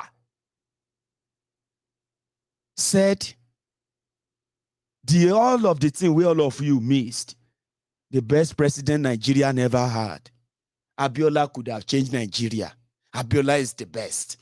They killed Abiola for God's sake. Even Abiola, Madam Abiola Onitiri. Those are the people who are still using the legacy of MKO Abiola. You see all those legacy, everything. Afusa just threw everything under the bus. Once, the moment she compared Abiola, MKO Abiola, with Yeye Bello. And say my friends know too well. We know too well. They say, Maiyegun, forget money, forget anything. You sabi Abiola more than his own children or his family. Is Abiola not friends with all these criminals who destroyed Nigeria? Did Abiola himself not join them in destroying Nigeria? Shebi na ikuloko ikubolaje Abiola so ikubola shirini. Because all that was saw to buy BNU or the Lauri Emo TV and Ben, I don't give a damn about that too. Just telling you. Abiola pela to ban Nigeria je. Yes. So ti gbogbo àwọn ọmọ bá di jaku radarada ten rin sin yẹn náà. Ìyẹn àwọn tó ti di radarada ká dúpẹ́ lọ́wọ́ àwọn ìyàwó tàbí ìyàwó Abiola tó tọ́jú àwọn ọmọ tiwọn níwọ̀n bá o. But egun yẹn move everywhere. Afusa Costello is one of them. There is another one. She is also part of APC. Ẹgbẹ́kẹ́gbẹ́ now. Àwọn ọmọ ilé bí. Àwọn ọmọ ẹni bí ń gbà mí on their own. So they said Abiola wanted to come and atone for his own what he did when he became friends with the destroyers of Nigeria, the destroyers of Yoruba land. And he was making so much money from them as well. They made him rich. Nigeria made him rich. But somehow, I think he left his money in the hand of many of his friends who never delivered the money to his family and his children. Now his daughter, Omo Abiola, Ọmọ Abiola ń campaign fún Yeye Bello of Kogi. Ọmọ Abiola. Ọmọ MKO, ọmọ billionaire. And she got on that stage and said, Yeye Bello represent everything my father wanted to do for Nigeria. Auntie Afusa. Ni kure. Shami. I don't even know if it's an auntie, because I mean, they're modern anyway. 38 years old. And every time I always see people as too old to me. I don't know why. I think I like it, Sha. I can call you auntie and still knock your head. Afusa Costello.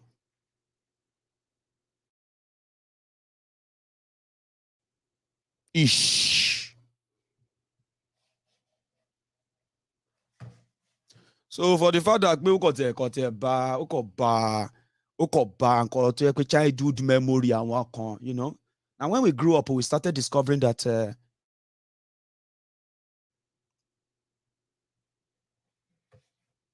thank you, Jared Milade. Now, so I've been. I always believe that I'm just going to be a boy. Every time people say, that Maiyegun boy.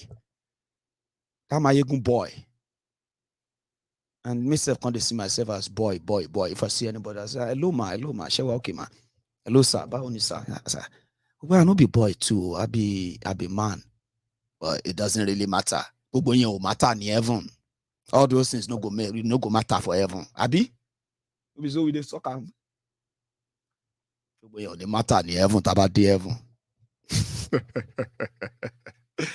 Oh dear. Nigeria only heroes past. You have no heroes past. You have criminals who were never exposed or died.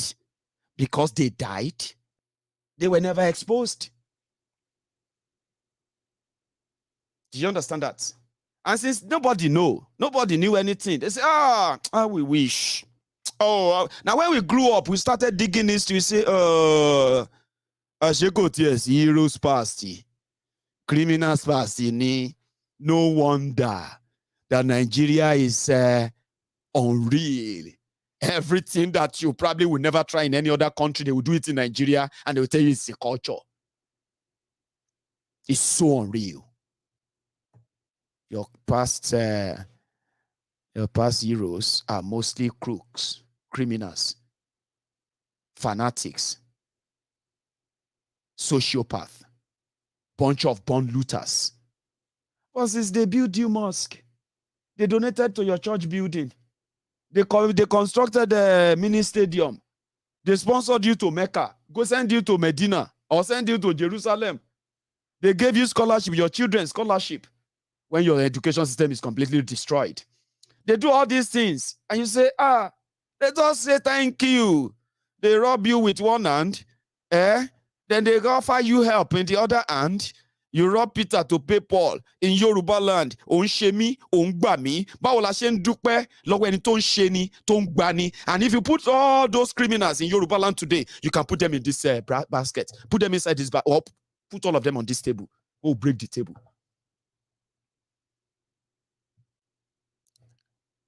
If you see any weary that tell you that if not because of all this, if it's not because of Tifnumbu, if it's not because of Pastor this, if it's not this and that, Yorubas would have suffered. If you are very closer to them, pretend that you want to fall, okay?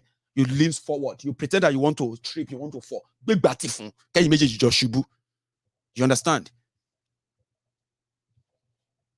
I should lean forward. People got to trip, you know. Should be shibu, but to spread your one by. So why am I lawyer? Why? Why just shubu papo? Sorry, lo ma ṣe fẹ́ yin méjèèjì. Because lórí burúkú ló pọ̀ jù nínú wọn.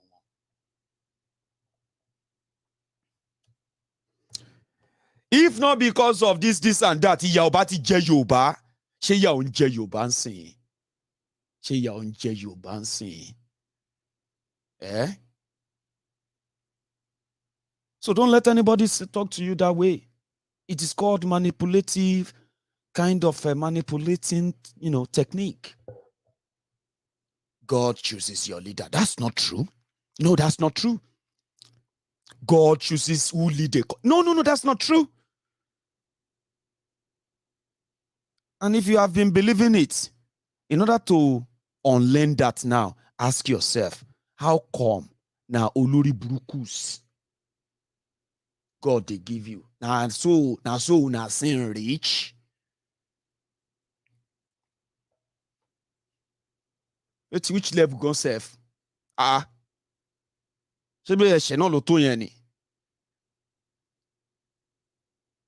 There's nothing like that. God has no business with who become your leader or not. Okay? Just take a look at the process of how they emerged. Then you can realize that God no get any business with it. Anybody will tell you, say, God, go and pray. We are praying to God. Baba Adeboye should just come clean. God is not going to reply that text message.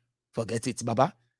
He said last year, in 2019, Baba Adeboye said, as at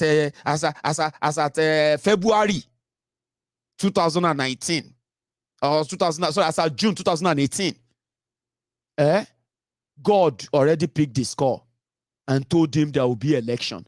Adeboye is not even asking God who is going to be president. He's asking God, shall election go day? No message, no response.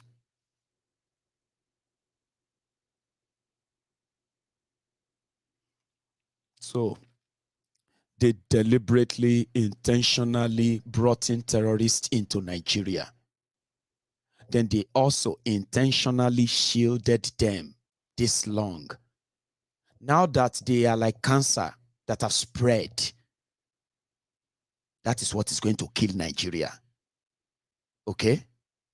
I don't, Koro, the insecurity that they brought to Nigeria is beyond just the Fulani terrorists. There is also economic jihad. Among many, many other jihad that they unleashed on Nigeria and the indigenous people of Nigeria from 2015. And they are not sparing anyone. Do you understand? You should. They brought in the terrorists. They spent your money buying weapons that terrorists will later go in there and take them away. For 7 years, with tens of thousands of people killed and 10 million people displaced. Oh, this is the part I hated most, right? No single terrorist has been arrested, prosecuted, or jailed for any of these crimes. Rather, more than 40,000 repentant terrorists and their family members have been, rehabilitated. What an audacity that should actually trigger you enough to say, no, I'm done. We are done. No. Enough. We are done. This is complete madness. Kaduna is isolated, shut down. Baba Adeboye is acting surprised.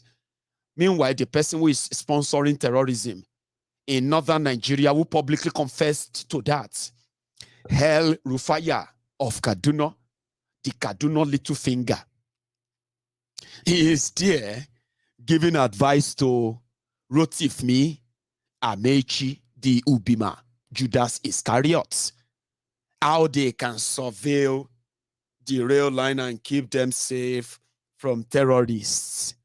But they have to scan jet that they spent over $500 million in purchasing, even though they withdrew $1 billion. To this day, waiting happened to the balance of money they took from the excess crude account to buy the Toscano jets, fighter jets.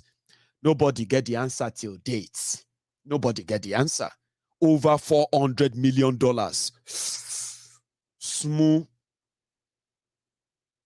The Toscano jets were delivered, and they are yet to use them on Fulani terrorists that they are calling bandits. Do the math. If Baba Adeboye feels like, where is next? Baba is already happening along Lagos-Ibadan Expressway. Just like you asked, do people not read the news or haven't they seen it in the news? Baba, have you not seen it in the news too? Now all of us be next people. Listen, oh, yesterday's survivors, they are going to be today's victims. Today's survivors, they will be tomorrow's victims. And it is on and on and on like that. While you are waiting for the Fulani jihadist, gun-trotting terrorist to knock at your door or just break into your house and throw in a bomb, there is some already bombing you. The economic jihad. What does that mean? Yes, their guns are killing. At the same time, the effect of their killings goes straight into the economic activities of every community that they have attacked. And since you have tens of thousands of all these communities who are agrarian communities, farming communities, this has snowballed into food inflation in Nigeria. Nigeria no longer produces what it can eat. It never does anyway. You always say import what they eat. Now it has gone even worse. Buhari's government, in their effort in hiding the fraud of the intentional killings and mass killings being conducted by different commissioned terrorist groups in Nigeria, the Buhari's government pretended that they were investing in agriculture. How do you invest in agriculture so much money and yet there is no security for those who are going to work on the farms? So it was all intentional, deliberate. And when the Bank of Industry and then the African Development Bank, when they released so much money to Nigerian anchor borrowers program and the rest, the farmers, many of them who got killed by terrorists, many of their farms who were destroyed, were unable to deliver on their quota or targets. But that is hidden from you, right? Many of them who lost their lives, lost their lands, or even ended up in IDP camp. Food production died. $1 billion investment in food production wasted. In order to continue the fraud again, they decided to rally around those who've managed to grow few food, rice, to show it off. A country like Nigeria, a country of 200 million people, the most populous black nation on earth, the biggest black nation on earth, the second biggest oil producer in the world, the supposed biggest economy in Africa, and on and on and on and on and all those nonsense. It's quite a shame anyway. I don't even know why I'm actually like stressing myself in this regard. But let's put it mildly. Wherever they erred is called destruction. Wherever lies they put together, it is just to destroy you. To hide their failure, they decided to display unprocessed paddy rice in the capital of Nigeria, in the open space, to show to you that they succeeded in growing rice that could not feed the people of Zamfara alone for a month, as what they have produced as a government of a country.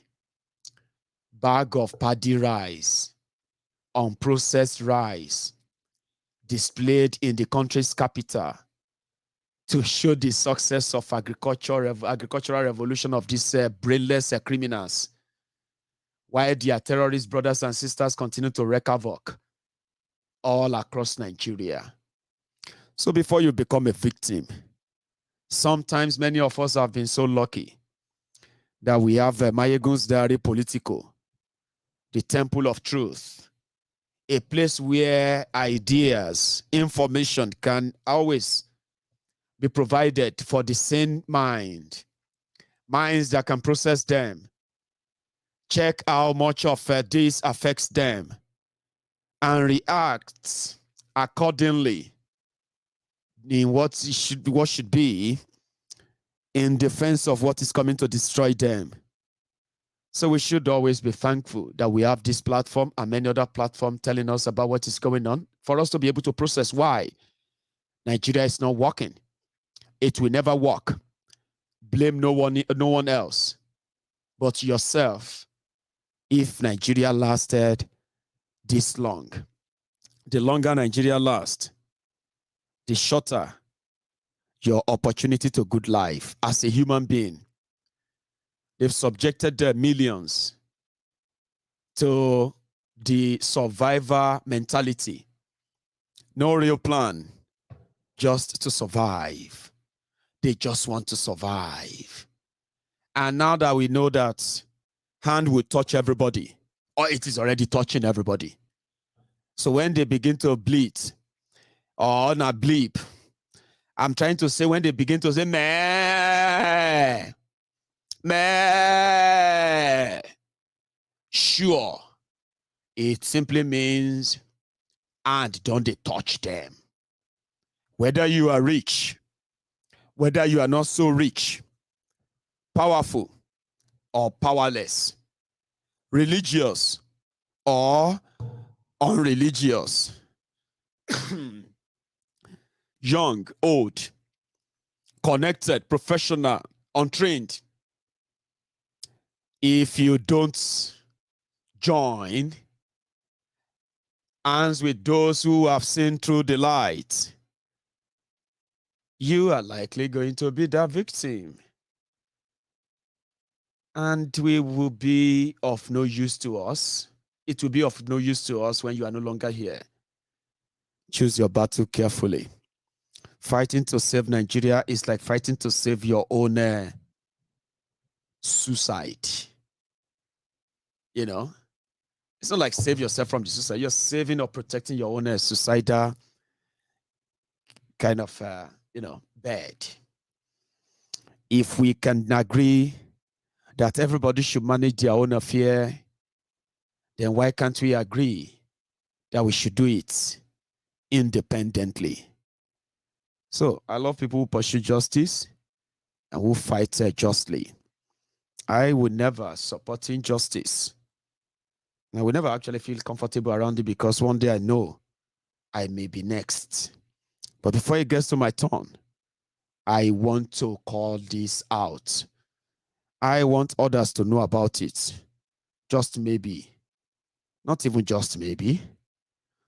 So confident that if we all see the danger and begin to ignore all of the destructive vices, meaningless tension and rivalries, unnecessary fights, and pulling down syndrome that is also crippling into the minds of those who are supposed to be the victim of a system that has done so much damages to us, just only if we know. So, the damnation of a country called Nigeria, a country that loses its own resources right before its eyes to its neighbor, where the current president comes from, Niger Republic. Go to bed tonight and remember that Niger Republic became the 37th state of Nigeria the moment Buhari became your president. The moment APC, Egbekegbe, took over power. The moment that Tifnumbu, the Atole of Lagos, the Asiwaju àwọn olè, Asiwaju àwọn gbéwiri, the Jaga bandit, the Jaga addict, the Jaga criminal, the Asiwaju àwọn agbero, brought upon you. Always remember that as you go to bed there tonight. They took your resources to Niger because that is where the father of Buhari came from. Baba Onikpepeye, Latin Niger Republic. If you don't break up Nigeria, Nigeria is going to break you into pieces. most of this breaking of your breakdown with what Nigeria would do to you, most of them are not physical. Mostly are always psychological. It's up to you. Choose your poison well. Apo Adeboye, don't join our club. Pastor Adefarati, don't join our club. They just don't have the liver. They don't have the courage. They don't have the anointing, like people like us, to say it exactly the way it is.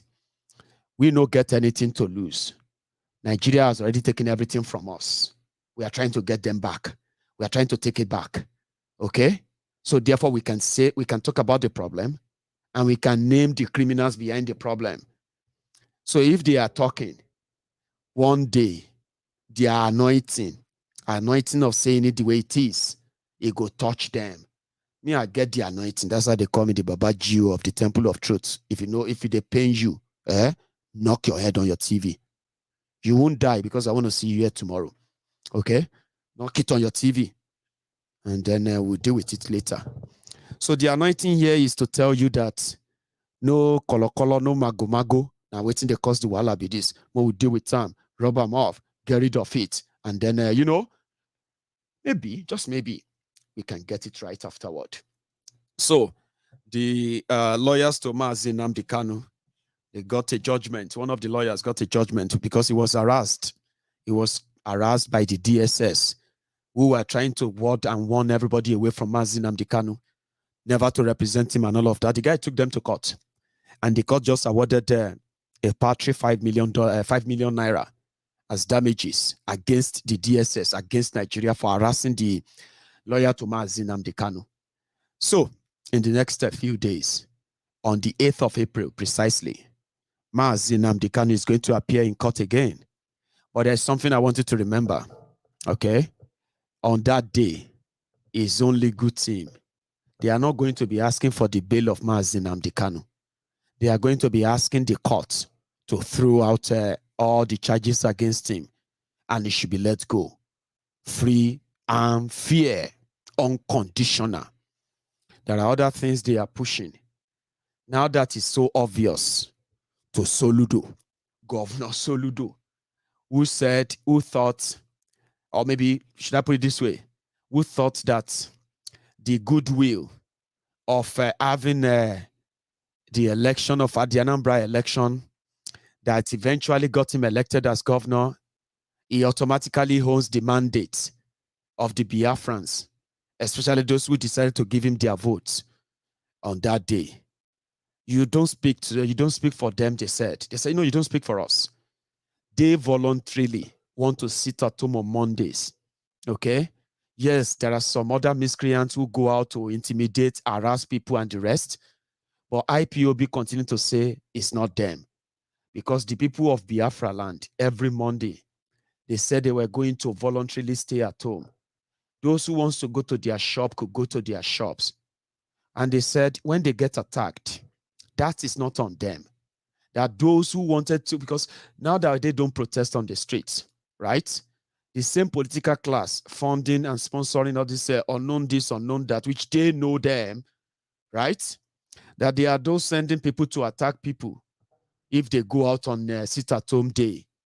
Soludo probably didn't do his homework well. That even if people go out on Mondays, the effect of those that won't go will still be felt, because majority actually want to stay away until Nnamdi Kanu is released. Yes, I remember that the IPOB proper called off the sit-at-home Monday. But they said every time Mazi Nnamdi Kanu appears in court, the people will be sitting at home, whether it's a Monday, a Tuesday, a Wednesday, or any day of the week that Nnamdi Kanu goes to court, the people will sit at home. So Soludo didn't do his homework well. He probably just jumped into the fray. He thought he could just tell everybody to come out. That is not how it works. So they did the sit-at-home again today. And they are saying, all we are asking for is releasing Nnamdi Kanu unconditionally. You've hurt us. You've done us really, really bad.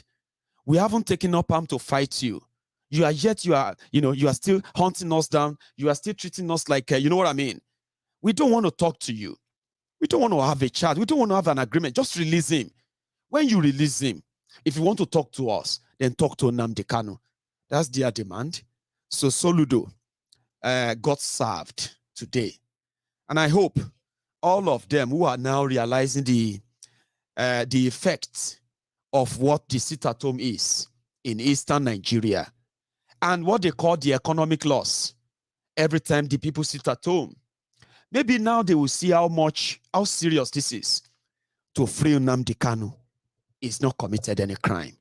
Whatever the nonsense their media tells you, whatever the jagbajantis their whatever actually preaches, trust me, one day soon, like Pastor Adeboye came here to confirm that everything we've been telling you all this while, we have actually been so honest and sincere and truthful.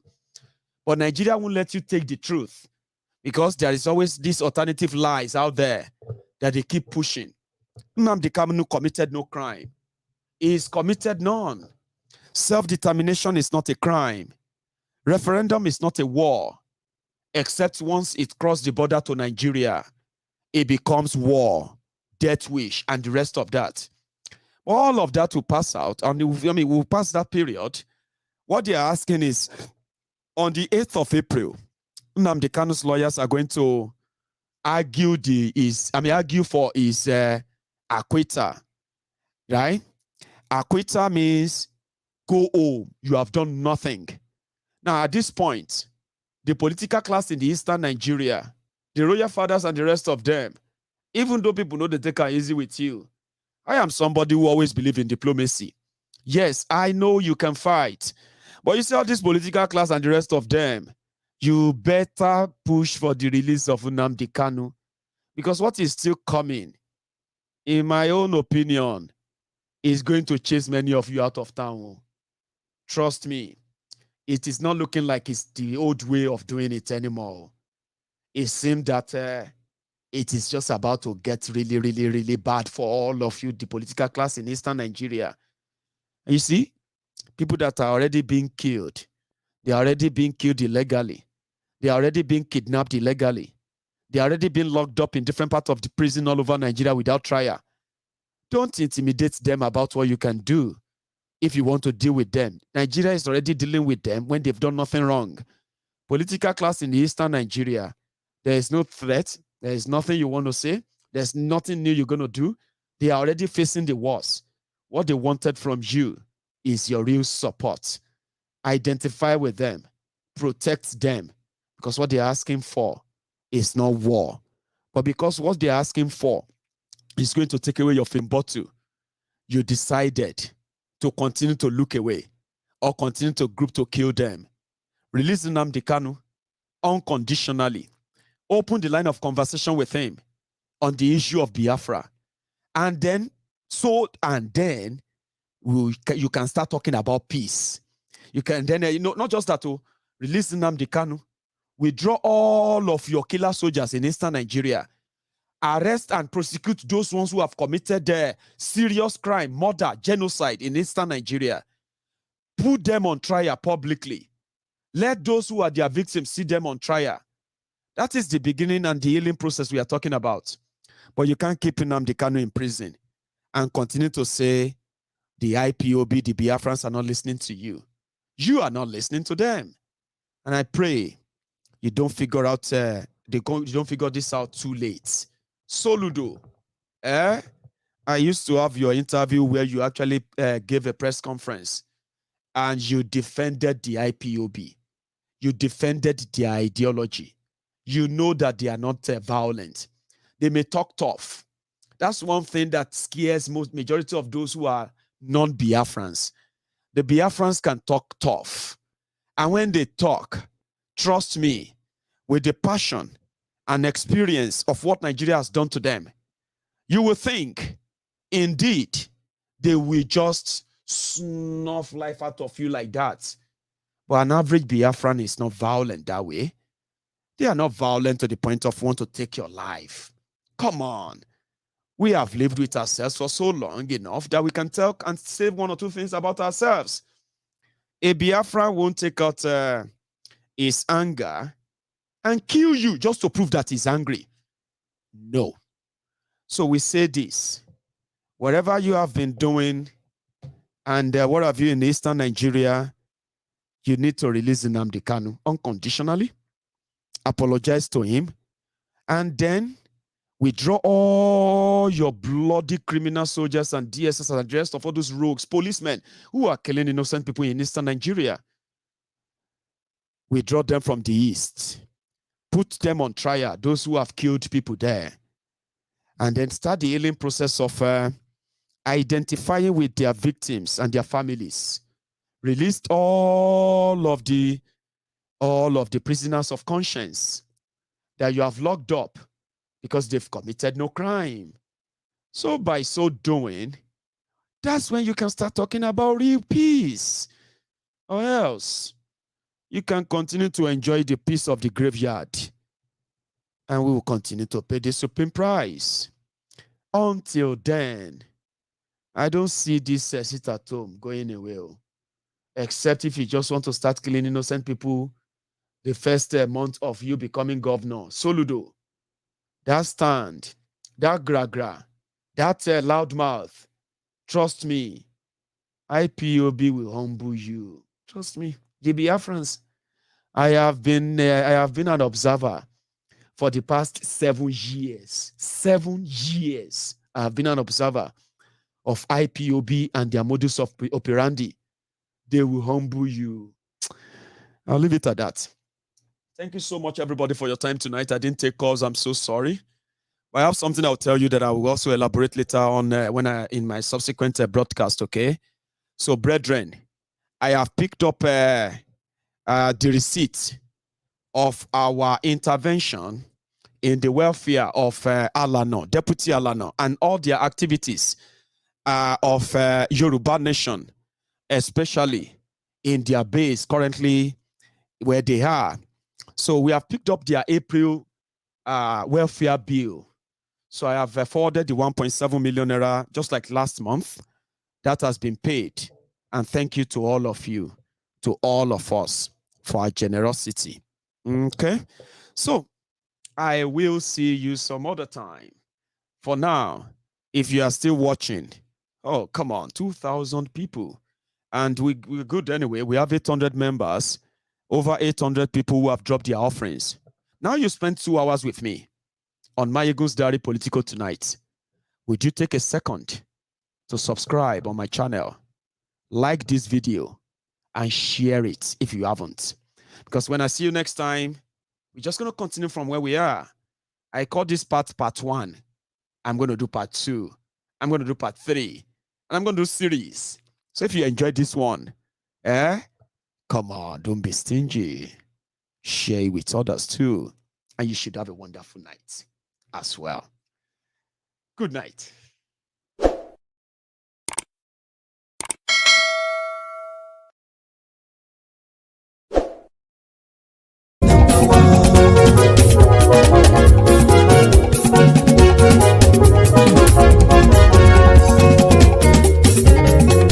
Àní ẹ̀sùnra kì í. Maiyegun ti dé. Maiyegun ti dé. Ọ̀jẹ̀lú ẹ̀sùnra kì í. Maiyegun ti dé. Àní ẹ̀sùnra kì í. Maiyegun ti dé. Lórí Facebook. Maiyegun ti dé. Àní ẹ̀sùnra kì í. Maiyegun ti dé. Lórí YouTube. Maiyegun ti dé. Àní ẹ̀sùnra kì í. Maiyegun ti dé. Bọ́ bàbá gbé wúrẹ́. Àní ẹ̀sùn àjò Maiyegun ti dé. Ijó ìgbádùn yẹ àní ẹ̀sùn àjò Maiyegun ti dé. Pẹ̀sìdó bá rúfin o àní ẹ̀sùn àjò Maiyegun ti dé. Kíkó nìna kówó jẹ àní ẹ̀sùn àjò Maiyegun ti dé. Ọlọ́pàá ti ń gbà rìbá àní ẹ̀sùn àjò Maiyegun ti dé. Aṣòfin tí ń rúfin o Maiyegun máa wí. Àní ẹ̀sùn àjò Maiyegun ti dé. Òpùrọ́ olóṣèlú Maiyegun máa wí. Àní ẹ̀sùn àjò Maiyegun ti dé. Ọ̀jẹ̀lú ẹ̀sùn ràgì Maiyegun ti dé. Àní ẹ̀sùn ràgì Maiyegun ti dé.